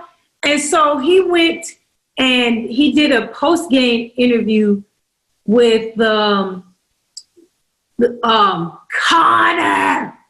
The nigga Connor came back like I told you, Omar Kelly talking that goofy shit about this nigga Cowboy. I said, nigga, call this nigga. So when Connor beat him in 40 seconds, and it was a shock to us all, and this nigga Stephen A. Smith had the audacity to say that he basically,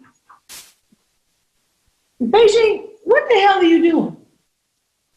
What are you doing? I don't understand what the fuck she doing down there. Sorry. He had the audacity to shit on this man. Like, this man is a professional. This man is a fighter. And Joe Rogan said it best. Like, it's not like football. It's not like basketball. Like, this is a fight. It's a fight. And just because somebody beat you in 40 seconds doesn't mean you're a bum, or doesn't mean you weren't prepared. It doesn't mean you aren't good. It simply means a nigga caught you, and that can happen in fighting. And for him to then say, Connor showed him nothing. What are you talking about? The man then lost his last 2 fights. He played in almost 2 years. And he came in and did exactly what a nigga that's asking for another shot at the belt is supposed to do, which is take a nigga down immediately. Immediately, like what I say, expeditiously. What's wrong with Smith? Then he gonna get on his Instagram, and he's such a Kardashian. He get on my fucking nerves. Like, he really thinks he's somebody. Like, nigga, you are the media. Stop trying to be the athlete. I know you wanted to be the athlete. I know your hairline is playing tricks on you. I know your mustache is trash. but you are not the athlete, my nigga. You're not. And it just seemed like ever since he got that little check from ESPN, he just want to have his hand in everything. He want to just yell and think he knows everything. And he sounded absolutely ridiculous. Maybe you don't agree. Do you feel that he had a point at all? See, I don't like to shit on my black men, regardless of who Stephen A. or whoever it is. But no, he didn't have a point at all. He was being disrespectful to the sport, to me. He wasn't trying to be disrespectful, but his opinion was disrespectful. It was disrespectful to both competitors. It was disrespectful to the time of preparation that McGregor put in to come into this fight, and the time of preparation that Cowboy put in to come into this fight, and the technique and the style that Conor McGregor attacked Cowboy, and he disrespected everything about it. Like, it was like somebody who lacked knowledge, he was ignorant to the sport. He just it was a passive aggressive way of discussing the sport. And it was, anybody who knows the sport seen it. He was wrong. How they was talking about, like, nigga, if you saw one of these two niggas in the elevator, you wouldn't have the same energy. That clown nose that you got on your fucking face, my nigga, I guarantee you wouldn't say none of that goofy shit. You ran into these niggas in a closed elevator, you would shut the fuck up. Because one thing about these fighters, they got CTE, nigga. They gonna react. They don't think about what they did to you later. They gonna fuck you up if you say some unpopular shit about them. He was like Nate Diaz will attack him with no problem. No problem. Take whatever L he got to hold, if he got to get arrested, whatever it is. Nigga, that fucking clown nose would have been slapped off your fucking face. Like, he's just so disrespectful. And then he thinks he's so right. He kept interrupting Joe Rogan, like, oh, I love you, man. I have to disagree with you. Nigga, no, you don't. You should have been listening. What you should, yeah. Like, damn, I'm tripping. Maybe you are right. Okay, yeah. So I should see it that way because because you've done this. You've been here. You've been covering this. You know, this is all Joe covers. And for you to just come, that's almost like Joe coming on Stephen A's platform and saying something like, oh, well, I don't think Iverson was that great. Because that's what Stephen A is famous for, is covering Allen Iverson. He knows more about Allen Iverson than anything he actually does know in life. And imagine him having to sit down with Joe Rogan about Iverson. And then Joe Rogan saying, well, I mean, he didn't win any championships, so he really wasn't nothing. He was a nobody. He got swept by the Lakers. Yeah, he won that one game. It was a fluke, and he got swept after that. He was never anything since then. He lost all his life. Could you imagine how Stephen A would feel? Boy, he'd be mad. I don't want to hear this. You gonna hear it today? Yeah, and I just feel like he just needs to shut up sometime. Like, it's not about you. The character you trying to play is not always appropriate. Like, do you have an off switch? Do you have an off button? Are you this nigga all the time? Like, it's just, it makes me. Yes, he made this money. He switched it to it. Like, he went to his Andrew Dice Clay mode. Yeah. It's just so annoying. I'm just so happy that Joe Rogan isn't doing what everybody else is doing and just letting this shit slide. And he's like, not in my sport, nigga. You ain't right. Miko, they was killing him. They was killing him in the interview. You hear me? That nigga. And what's the bring up? The numbers. Everybody was watching. Nigga, everybody was going to watch. Look at the numbers. Everybody watching the Garden because it's Conor McGregor. He always bring in the most numbers. Yeah. That shit to do with you. You bitch ass nigga. We was actually surprised you was even there. I'm like, what the fuck is he doing here? What is he doing here?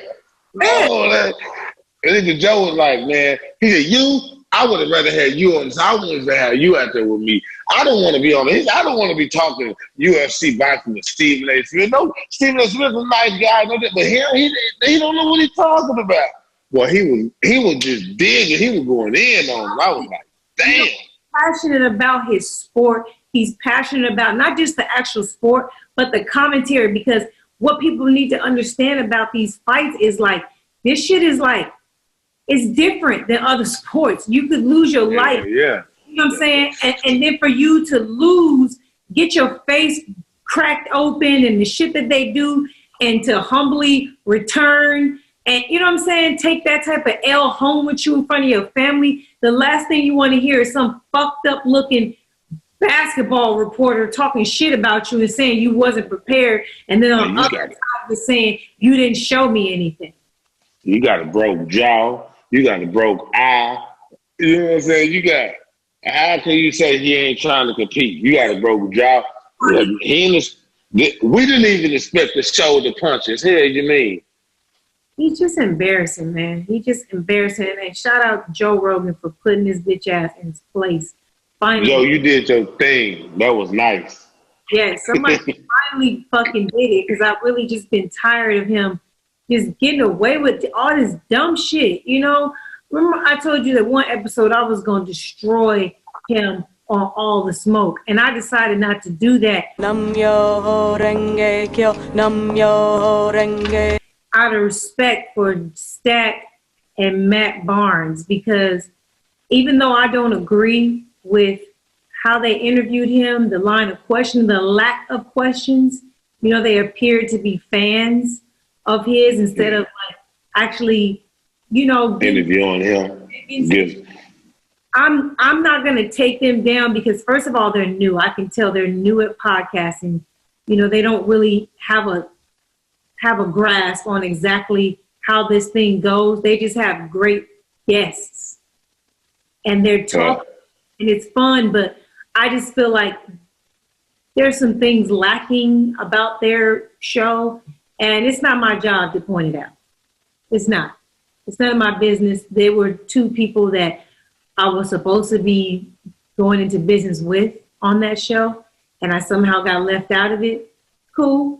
But I feel like it would have made me look weak if I would have destroyed that episode, because that's really what I wanted to do. And it had nothing to do with shitting on them. It had everything to do with holding Stephen A. accountable and saying, like, these are the questions he won't answer. These are the questions he can't answer. And nobody's making him answer them. You know, he has been silent after it has been proven that that fucking waiver was bullshit. He's silent now. Ain't no, you know what, I was wrong. The NFL did try to pull one over on Cap. Ain't none of that happening. Because he's not a real nigga. He didn't do none of that. That's true. He didn't step up. He didn't own into it. Yeah. But, let's talk some football. We got on the subject. A lot of stuff in the news before we do the recap. Let's talk about this Revis versus Sherman thing. So let me just preface this with this. The day before Darrelle Revis called himself just being a football critiquer or having an opinion, I got sent a picture of him current time, meaning that day, which was the day before this. And not only does he have titties, but he got a baller belly. You know what a baller belly is? It ain't huge, but for a quarterback in the NFL, it's pretty big. And his titties is protruding through his shirt, too. I'm going to talk to you today about how to jump back into the weight room after a layoff.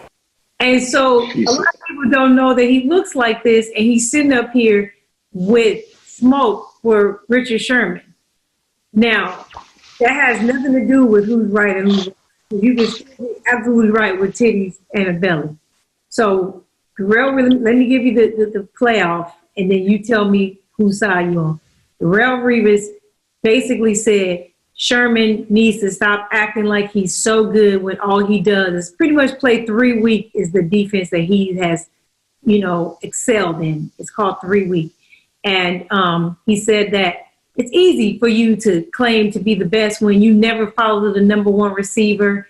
You never shadow anybody a whole game. You played behind.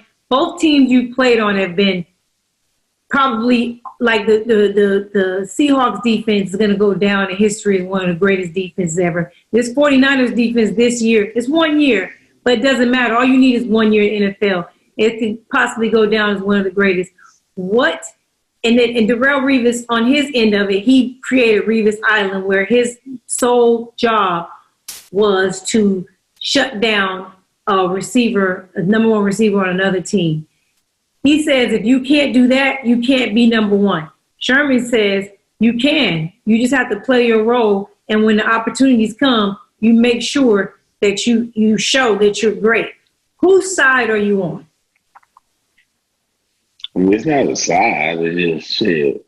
Richard Sherman is right. Why is Richard Sherman right?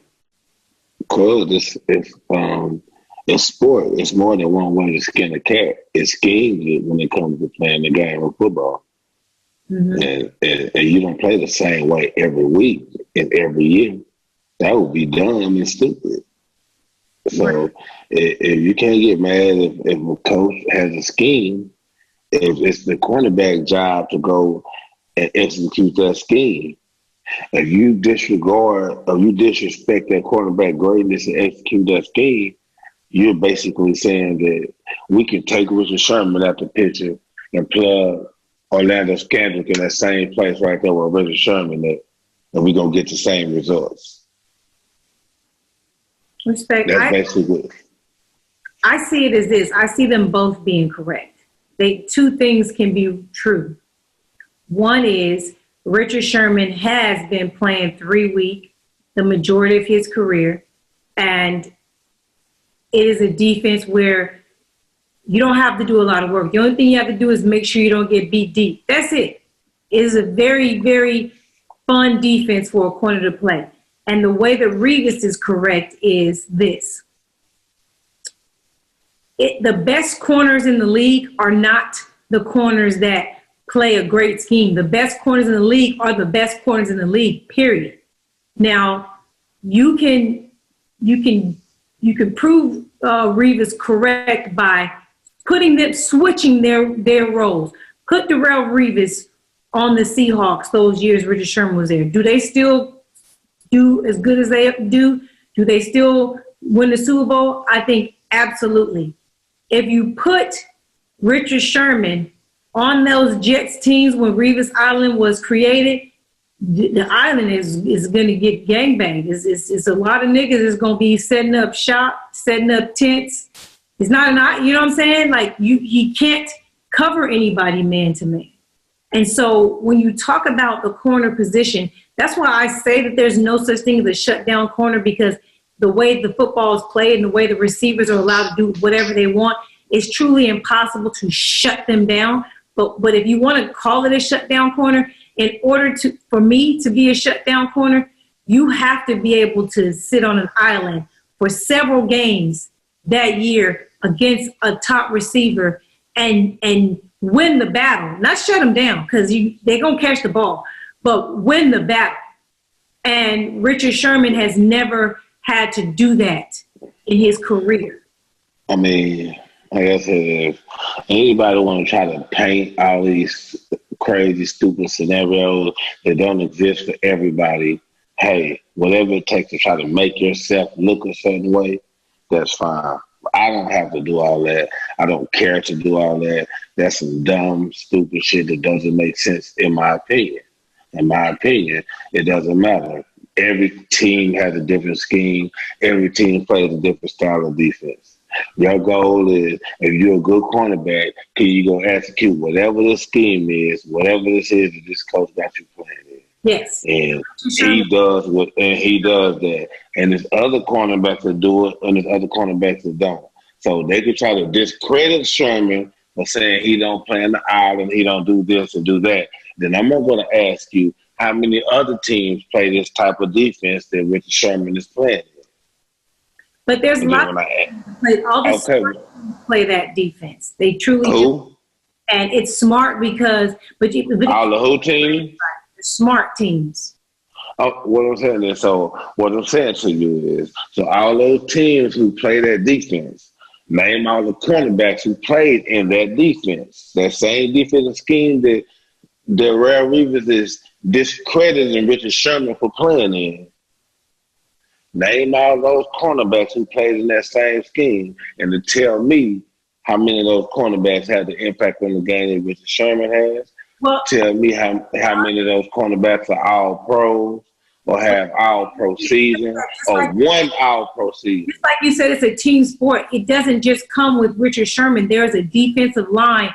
There's linebackers. Yeah, all I'm saying, that's what I'm saying. See, listen, Miko, I'm not questioning whether they had those. None of those teams had those schemes. I would just say, I would want to know that how many of those cornerbacks, period, regardless of the scheme, regardless of how many, because if it's a lot of teams play that, it's not a lot. I don't know. No. It's not a lot. However many teams, if it's 4 teams, if it's 6 teams, if it's however many teams, if it's 6 teams, that means there's 2-3 cornerbacks on all those 6 teams. Mm-hmm. That's 12. We should have some other cornerbacks doing what Richard Sherman is doing. No, but you can't say that. That's what I'm saying. For your reason is why. You actually said it's a team sport. It's a team defense. If you have one of the best D lines in the league, your 3-week looks different than somebody else's 3-week. It just does. It just looks different. And this is the credit that I'm giving Sherman. Whenever there was a moment, he has shown the fuck up. Period. He shows up. You know? To me, that's hate. All the other shit, that's hate. We can say all that shit. We can break down Michael Jordan championships. We can break down whatever the fuck we want to break down in this career. None of that shit matters. Like I said, you can't name no other cornerback. A lot, and Reeves. Yeah, that's it. You can't name no other cornerbacks that impacted the game. Is because he probably feels like if he was on better defensive teams, he probably would have played more games in January than the ones he played. I don't know. He maybe could have made more plays or did something else. Like, we don't know. You can make our. Yes. Hey, I don't want to make excuses for you. All I can do is talk about what you did. Yes. Now you sound like a bitter hater because you didn't do what somebody else did. That's weird to me. It sounds real angry and bitter and fat. It sounds like a fat man. And that's, see, look, I ain't say all that. It wasn't necessary. We all know that Richard Sherman has played in a scheme that he has, benefited from whilst being talented. We already know that. So why did you wait until that moment when this nigga's on a high, they going to the Super Bowl, and you wait for that moment to try to, it was just like he was mad. To me, all those examples, all this shit is stupid. So that's like me saying that Reeves plays Reeves Island. He's great because he gets done Reeves Island. But if we make Reeves have to play in week 3, he gonna struggle because he like to play Reeves Island. If he got to play this whole side and have to play week 3 and got to use his IQ and not have to just follow a person everywhere, it can be totally different for him. No, that's not the same. I'm just saying, no, we can say that shit. Way more I'm IQ. just saying. Way more IQ. Way more IQ to what? Man to man, covering somebody man to man takes way more IQ, way more studying, way more of everything. Literally. It really does. But we got to move on to some other beef that took place. McNabb took shots at T.O. Did you see the interview? Yeah, I see that. We had just talked about this over the last episode. Yes, we did. Why did he do this? What was the purpose? Poor McNabb, man, it's Hall of Fame time, man. Well, what did T.O., like, for you to even say that, like now T.O.'s coming out saying he got so many stories about McNabb that he wants to air out and everything. Everybody, I got stories on McNabb, okay? I had run-ins with McNabb. And it's like, for a nigga that was so sloppy like he was out here, why would you even try to slander a guy like T.O. who has nothing to fucking lose at this point? Like, what is your purpose? I told you, I think McNabb want to make the Hall of Fame. So he feel like if he just shit on T.O. like the Hall of Fame is doing, then that'll be like no. Token. I feel like the reason he didn't win and make the Hall of Fame because of T.O. He feel that way. What is your opinion? He just wasn't good enough. We didn't make him throw up in the championship game. He said that was a lie. He never threw up. He said, where is the footage? There's no footage of it. Somebody just flat out made it up. Man, we can say that all you want to, man. Everybody ain't just making that shit up. We growing with that because your play matched this shit. Your play matched that shit. Excuse that they using to try to say he had a bad game when he didn't have a bad game. He just. I ain't say you had a bad game. You just didn't have a great game. And you never had a great game when you needed to have a great game. And that's a fact. I root for the black quarterback. I'm biased. Fuck you mean? I want you to be, hell yeah, let's go. You can run and throw. This is McNabb. Then you get a nigga T.O. and he got Brian Mitchell or Westbrook. He got Westbrook and T.O. He just ain't come through. Yeah, that's what I'm trying. I don't know if it's him, Andy Reid, or what. I don't know. I just know that one of them ain't come through. Well, I can't wait for T.O. to air out some more dirt on him because he probably knows so much. You know, he gave him a pass because of RIP. So I think he gave him a pass for real because I was ready. Kobe. I was so ready for it, man. I was pumped for it, but I was like, damn, everybody don't get these stories now. He probably gonna chill. Man, he got saved. I'll tell you, he gonna tell all his quarterbacks have been funny. Funny. Except for Romo. Yeah. All of them was funny.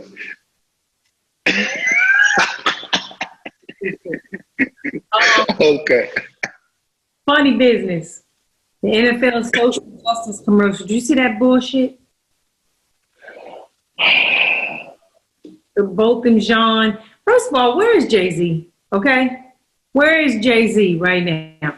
Where? He told us it was chess, not checkers. Didn't he say that? You looking for any opportunity, man. If Jay-Z hadn't signed that deal with the NFL and that commercial came out, he would be one of the main people saying, this is complete bullshit. How the fuck are you trying to say that, you're going to put a spotlight on a police murder, but not allow the man who made you even look at that into the league? The man who actually put the spotlight on it and was saying, this type of bullshit keeps happening, and he's not in the league. And on top of that, you use a story, the only story where the family forgives the police. Why you ain't putting none of them other black families on that commercial? Because they wasn't having that shit. Because none of them going to agree to go and do that bullshit. That's what we do know. They not finna go do that bullshit commercial piece ass. Yeah, they not. I can agree to that. I'm mad that Jay-Z's getting a pass again. Like, my nigga, I know you see this. I know you see what they're doing. You would have never let this slide before you signed with them. So now it's like, since you got to deal with them, now we gotta watch you Homer Simpson us into the bushes every time some bullshit happens. Like, you never gonna speak out. You never gonna say when they're wrong. You can't say when they're wrong. It's business. It's all business now. Like, I just don't understand how we let him get him. Like, I couldn't even be at this nigga's little brunch and shit and be like, nigga, you didn't see the commercial? You would have said something? Yes. And I would have never been invited back. I would have been like, hey, how you doing, Sean Carter?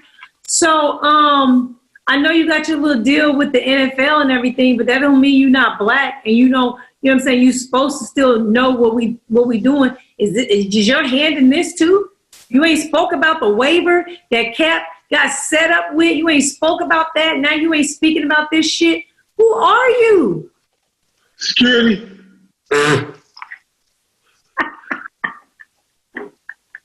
Security. I would have been escorted the fuck out of there, man. They would have got me the fuck out of there. Oh, my God. Man. Last NFL story in news, Antonio Brown. Now he had a warrant for his arrest. He turned himself in. Did you see what he was wearing when he turned himself in? Just tell me you saw the outfit. Man, what? You didn't think he was fly? My nigga had on a mint green tracksuit, zipped all the way. You know the neck, what is that? A mock turtleneck.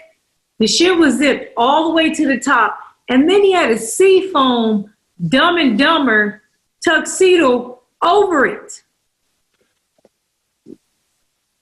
I mean, I thought he was being eccentric. The judge suggested therapy, and probably just looking at the outfit alone, like, what the fuck is this nigga wearing in here? I'm used to it now. Like I'm not surprised by anything now. And now I look forward to it. Did you see what the accusations are against him?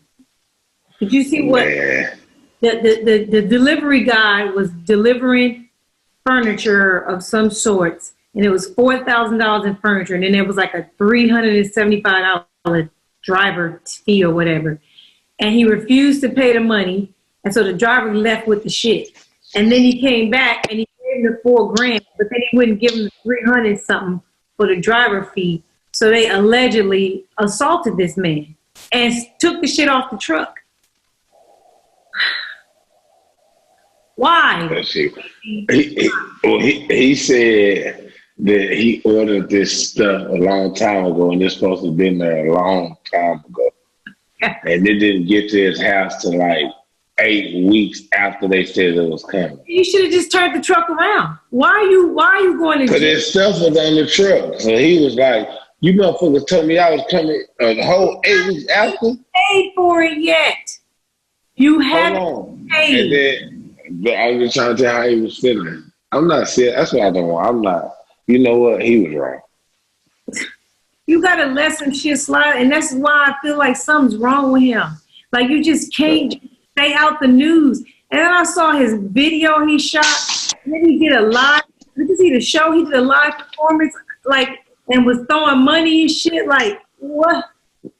Oh, he needs some football so bad, because all this other shit he's doing for attention to stay relevant, it's embarrassing at this point. Like, it's just totally embarrassing. So you didn't like the video? No, it was stupid. It's just stupid. Everything is stupid about it. It's just dumb. Everybody's laughing, you know? Nah, he had a lot. He need help. I feel like he go see a therapist that may help him out a whole lot. Yes, please, Antonio, just put the phone down. That's it first. Let's just start there. Put the phone down. That's number one. I wanted to talk about the NFL CBA. I don't have the time. I don't have the energy. It's not working out. They trying to sneak the waiver in that they tried to make Cap low-key sign. They tried to slide that.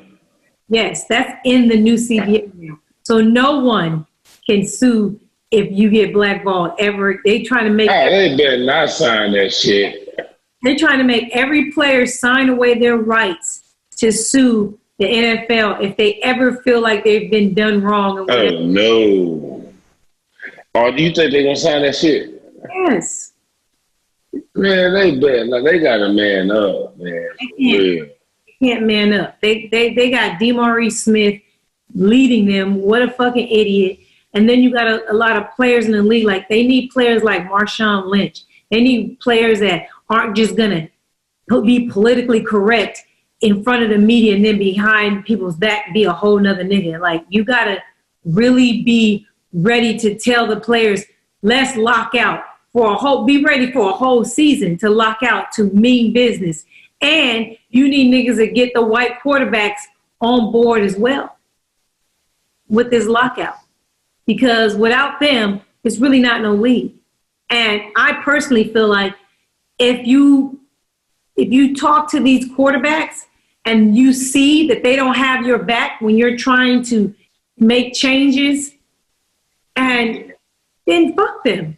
The league is going to be a problem. Like, I couldn't see myself blocking and helping out a quarterback that basically didn't care about my rights and what life looked like for people like me. I'm sorry. I would be that player. Like, whoops, you got by me on the offensive line. Like, nigga, I'm not blocking for you because you don't care about me for real, for real. You know? That's just how I am. But, you know, people are different and people need to get that chicken. They need their checks and everything. So I see you over there. Are you good? Yeah, I'm catching my neck. All right, so let's recap these games last week. I'm so glad that Tannehill we finally got to see him play. We finally got to see what it would look like without King Henry. So people could be humbled and shut the fuck up. Well, he behaving tough. He's a game manager, is exactly what I said. We both said he was that. He's a game manager, period. He cannot lead a team to anything. He was not leading them in the playoffs. He was simply not getting in the way. And when we saw that they needed him to lead them, it is not working. Now. That's what game manager is, not getting in the way. But go ahead, I got you. I'm listening. Other people was not saying he was a game manager. They was like, he's the reason that King Henry was even flourishing because he was hitting so many deep balls that they were scared of his deep balls, so that made the lanes open up for Henry. It's embarrassing. You just being messy. And you know you being like, stop it. We know he's a game manager. Yes. We know what he's good at. So what was your opinion of how Kansas City played in that game? They do what they're supposed to do, what we all know what any team's supposed to do. Make Tannehill beat you.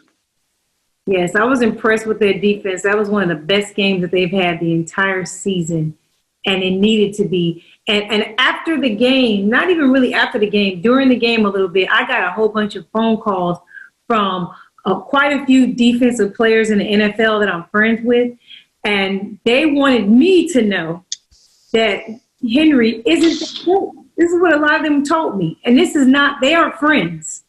They simply said, he's not that great. What's happening is they have a great offensive line. They have a great scheme, the way they run the ball, the play action, all this shit opens up a bunch of shit up. And I can't say he's not great. But what they wanted me to know is, they was like, watch this game. Watch how when you key in on him, he can't do shit. Nobody. Yeah, 90-something yards on what are they talking about? I'm sorry, Miko. You was talking. Go ahead. I'm just saying, like this. Like I'm tired of this crab in the bucket hating mentality. Like, no, he's fucking great. If he ain't fucking great, you will be able to name 5 to 10 motherfuckers who did what he did. You right. You will be able to name people who had yards after contact like he did. You would name motherfuckers who had 299-yard runs in the fucking NFL, period. Like, y'all stop. Like, I don't know what kind of scheme they put out there. They got to put the ball in your hand and you got to execute when you get it. Like, quit this hating. Every team has a scheme. Every team has a philosophy. Every team has a culture. Regardless of what that scheme, culture, identity is, whoever that person is in it got to execute. If it's just a scheme, then whoever the running back before Derrick Henry would have been doing the same fucking thing he was doing. Right. I just coincidence that I got all these calls from these players saying he wasn't dope, and they was like, watch how Kansas City is gonna, switch things up and show you that he can't do it without all of this and without all of that. And I was like, damn, I lean on the side of, he showed me things that I have never seen before. He broke a lot of records. He did a lot of things. So I'm not going to say what he can't do. I want to basically say what he can do, because that's what I can say. But a lot of players and the defensive players in the league that don't respect his game at all. And I was like, haters everywhere. Hating don't stop. You can play the sport and make millions and still be a hater. This is very because you don't get the fact that in football, you just a helmet and you get money, but these players that play football want fame. They want notoriety. They want this. So all them players that you name, I bet if you named all of them, they probably don't. None of them got the fame that Derrick Henry got. So, and they just have players don't have that fame just because of that's what I'm just telling you why the hate and why they not being genuine when they giving a breakdown of these players to me. In my opinion, that's how I feel. Like, because y'all black, y'all want they want fame, they want no like you because you millionaires and you supposed to be like and he getting notoriety and they looking at him like, oh, he ain't all that good like they trying to say he is. Hey, like why would you even say that about any human being? We argued with Omar. We actually destroyed his entire theory that Andy Reid's the second greatest quarterback of this era. And in that game, Vrabel has outcoached his way all the way to the AFC Championship. Would you agree? Yeah, he did. He got outcoached by Andy Reid in this game. Yeah, he did. He did what everybody else couldn't do for a long time, and that is figure out that you got to let Tannehill beat you, period. And that's it. That's all now, well, let me say this. It wasn't the fact that you said let Tannehill beat you. I don't think it was more so that. It was just more so that Mahomes is a better superstar.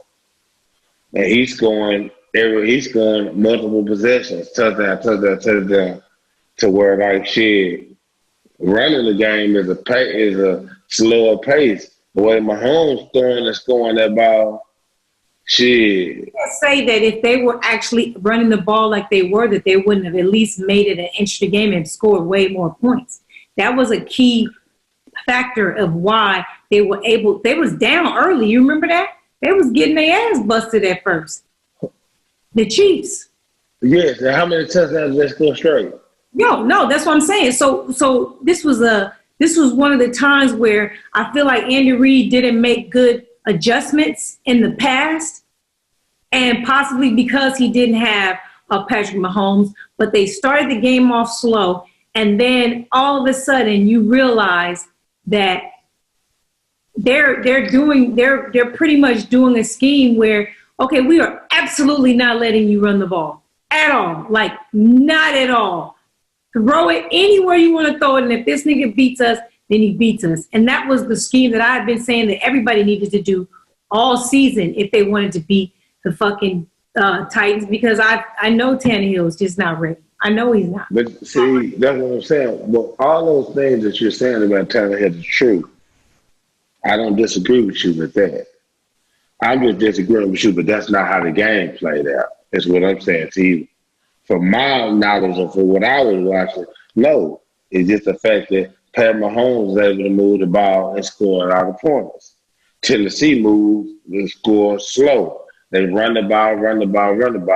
Derrick Henry might have a big play within their running and score, but they're time possession and run the ball type of team. And they could do that against Baltimore, but they couldn't do that against Kansas City. Just like Baltimore can run the ball like they do against all other teams, but they couldn't do it against Kansas City. The same thing happened to Tennessee is the same thing that happened to Baltimore. It didn't matter. Like once Pat Mahomes found his groove, they couldn't stop him. That's just what it was. It's just that's what it was. Didn't stop him, and he still lost games. That has nothing to do with who? When?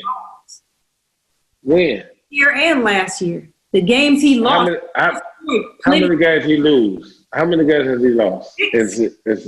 Six. Yeah, I think so. In 2 years, right? No, he lost more. He lost games last year too. That's what I'm talking about. The last 2 years, how many has he lost? They lost 5 or 6 this year. I mean, I don't take the Matt Moore. You know what I'm saying? He was out, but it's still a loss. But we're talking about him. Games that he scored a lot of points in, he still lost. Oh, yeah, but I'm talking about those quarterbacks, the type of games that they play. Like I'm saying is Tannehill, Lamar Jackson, you know, they need the environments they have to help them succeed. That's true. What I'm saying to you is they just went against a dude that's like the whatever you want to call quarterbacks. The people look at is going to be like the best quarterback of all time. That they give him that moniker, and he hasn't even won a championship. He ain't even been in a Super Bowl, and this is second year in the league. A guy that they just happen to go against a guy like that, in my opinion, throwing left hand touchdown passes. No, he's just a different type of player, in my opinion. That's what I was saying. I just feel like I don't disagree on that. All I'm saying is talking about, but that's it. That was his imprint on those games. His imprint on the game. Lots of points. He's lost games scoring lots of points. So yes, he scores quickly, but yes, also you have to have a certain type of defensive plan in order for those points to matter. And that's what Andy Reid did to me. And that was the defining factor of why they won the game. Really was deep. Yeah. I was just basically saying that when you score a lot of points, you make a team one-dimensional. I've never seen before. Nothing I never seen before. The Chiefs. That's what I'm saying. Yeah. When they put so many points on the board, they make you have to be one-dimensional. That's what I said. They didn't stop Derrick Henry from running. They scored so many points that Tennessee had to be one-dimensional. They did both. They stopped him from running when he did run, and they also made them have to throw the ball. They did both. That's exactly what they did. He had like 5 yards of carry still. That's good. It just Tannehill was Tannehill. Because he was averaging like 1 yard in the last. Yeah, he was getting 30-some carries or something. He couldn't get 30-some carries that game because the way carry the ball. Kansas City scoring the ball. It's not just that; it's also because he's getting stopped. You want to look at his stats? That's why I said look up his stats. Like I said, you can look up his stats. Still getting points with him running the ball 30 times. They were still getting lots of points. They were still getting lots of points. Who was? The Titans. Okay. That's what you think. 35 the last time they played him and beat him. I'm talking about the playoffs. I don't care. I'm just trying to tell you that when they played the first time, when Tennessee played with Pat Mahomes the quarterback, when Tennessee beat them, did he play the whole game? Doesn't matter. He was the quarterback. Okay then. So there we go. So that is you can score a lot of points and you still have to stop the other team from scoring a lot of points. It's not just, I'm going to run the score up and there's nothing you can do about it. No, they had a great defensive scheme where we're not only going to slow down your horse, we're also going to make your quarterback make throws that we don't think he can make. Because you could have still given Tannehill all the possessions and he still could have beat you. He's thrown a lot. He's done some good things in the moments that he's needed to be successful. He just didn't. And that was defense. The offense showed me nothing different that I haven't seen Mahomes do in 2 years. I already know what he is. I expect 50 damn near every game out of him, for real. And if I don't get 50, I'm like, it was a little off night. You know what I'm saying? It was an off night. But I personally feel like the reason they won that game had nothing to do with Patrick Mahomes. It had everything to do with defense. I totally disagree. I totally disagree. Totally. Yeah. Man, once you score, go ahead. Next game. Because you lost that game. Did you pick? We lost that game. Who'd you pick in that game? You picked the Chiefs? No. Oh, yeah, I picked the Chiefs. Okay, so you lost the other game. Yeah. Okay. The Packers. So, did it happen exactly how I said it was going to happen? Which one? The Packers game? 49ers. Oh, yeah. Now, that happened how you said it was going to happen. I agree with you on that. So, you're right with this. This, you're 100% right. So, knowing that the 49ers, do you believe in the 49ers defense yet? Do you believe yet? No, I still don't believe in that. Still don't believe. Hell nah. Over my homeboy? Hey, I didn't say they was going to beat them. I said, do you believe in this defense yet? Do you believe that they are fucking for real? That they are? Oh, hell yeah. That defense is legit. That legit. Yeah. Okay. Hey, it's one of the best defense of all time. Okay. Because you wasn't feeling, and I was trying to tell you that against, I said, you're missing the point. I understand that Aaron Rodgers is great because you know I'm an Aaron Rodgers fan. But there's no way I'm picking him over that defense. It's just rushing. I don't know. Rushing 4 every time. Still getting your dick beaters on the quarterback all the time. Okay. Man, they have Aaron Rodgers contemplating retirement, bruh. That's what I can't wait. Super Bowl. This Super Bowl gonna be the best ever. Oh my God! I wasn't even gonna do a Super Bowl pick because I was gonna. That's not even. We're not gonna do it. We're not gonna do it. Sorry that we had y'all wait all this time. We are not doing a Super Bowl pick. We're gonna do another episode, and it's gonna be episode 200. We gotta celebrate. We gotta do that here. We gotta celebrate live. Yeah. That's what I'm trying to tell you. That's what we talking about. DJ gonna be here. You'll be here. Brent will be here. Remember we talked. Well, we can have all 4 of us. Todd is gonna be. We can have all of that song. Okay. Oh, Tierra's friend is gonna be here too. Bobby. I'm with it. He's a football fan, so we might have 6 different people on for episode 200. I just want to arguing.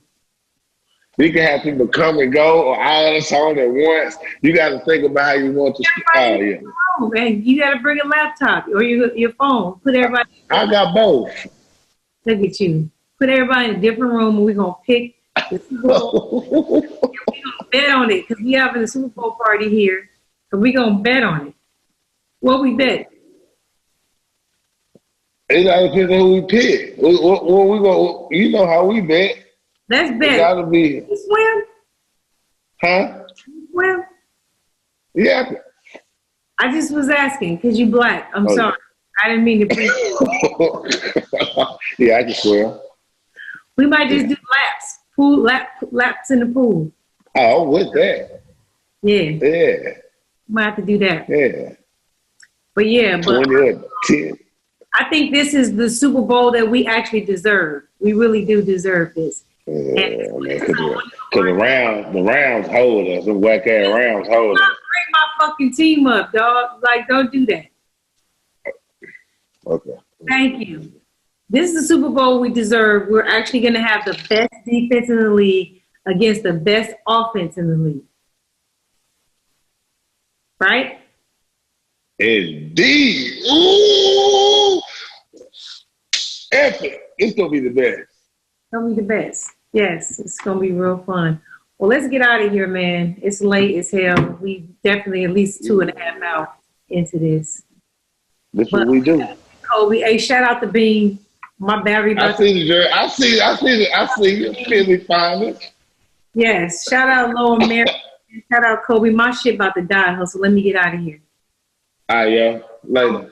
All right, y'all. So before my battery dies, it's literally on 1%. I just wanted to just give you one final word to all the Kobe fans. I understand the pain. I understand the sorrow of all basketball fans, Laker Nation, everybody.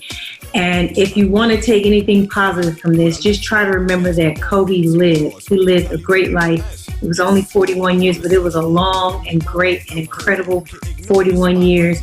And for all you Kobe fans, always, every time you shooting fucking in your trash can, shooting fucking anything around your neighborhood, everybody does it. You know, you yell Kobe. It used to be Jordan, you know, and now it's Kobe. Continue that. Continue to uplift him. Continue to pray for his family.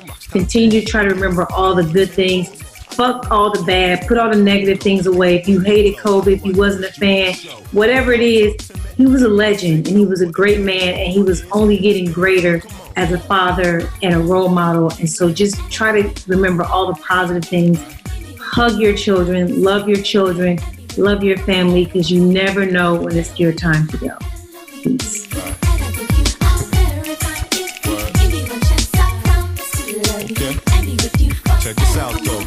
real love lasts. Now do you love me or my cash? My name, fame, drop top, Benz with a wooden dash. You know my stash.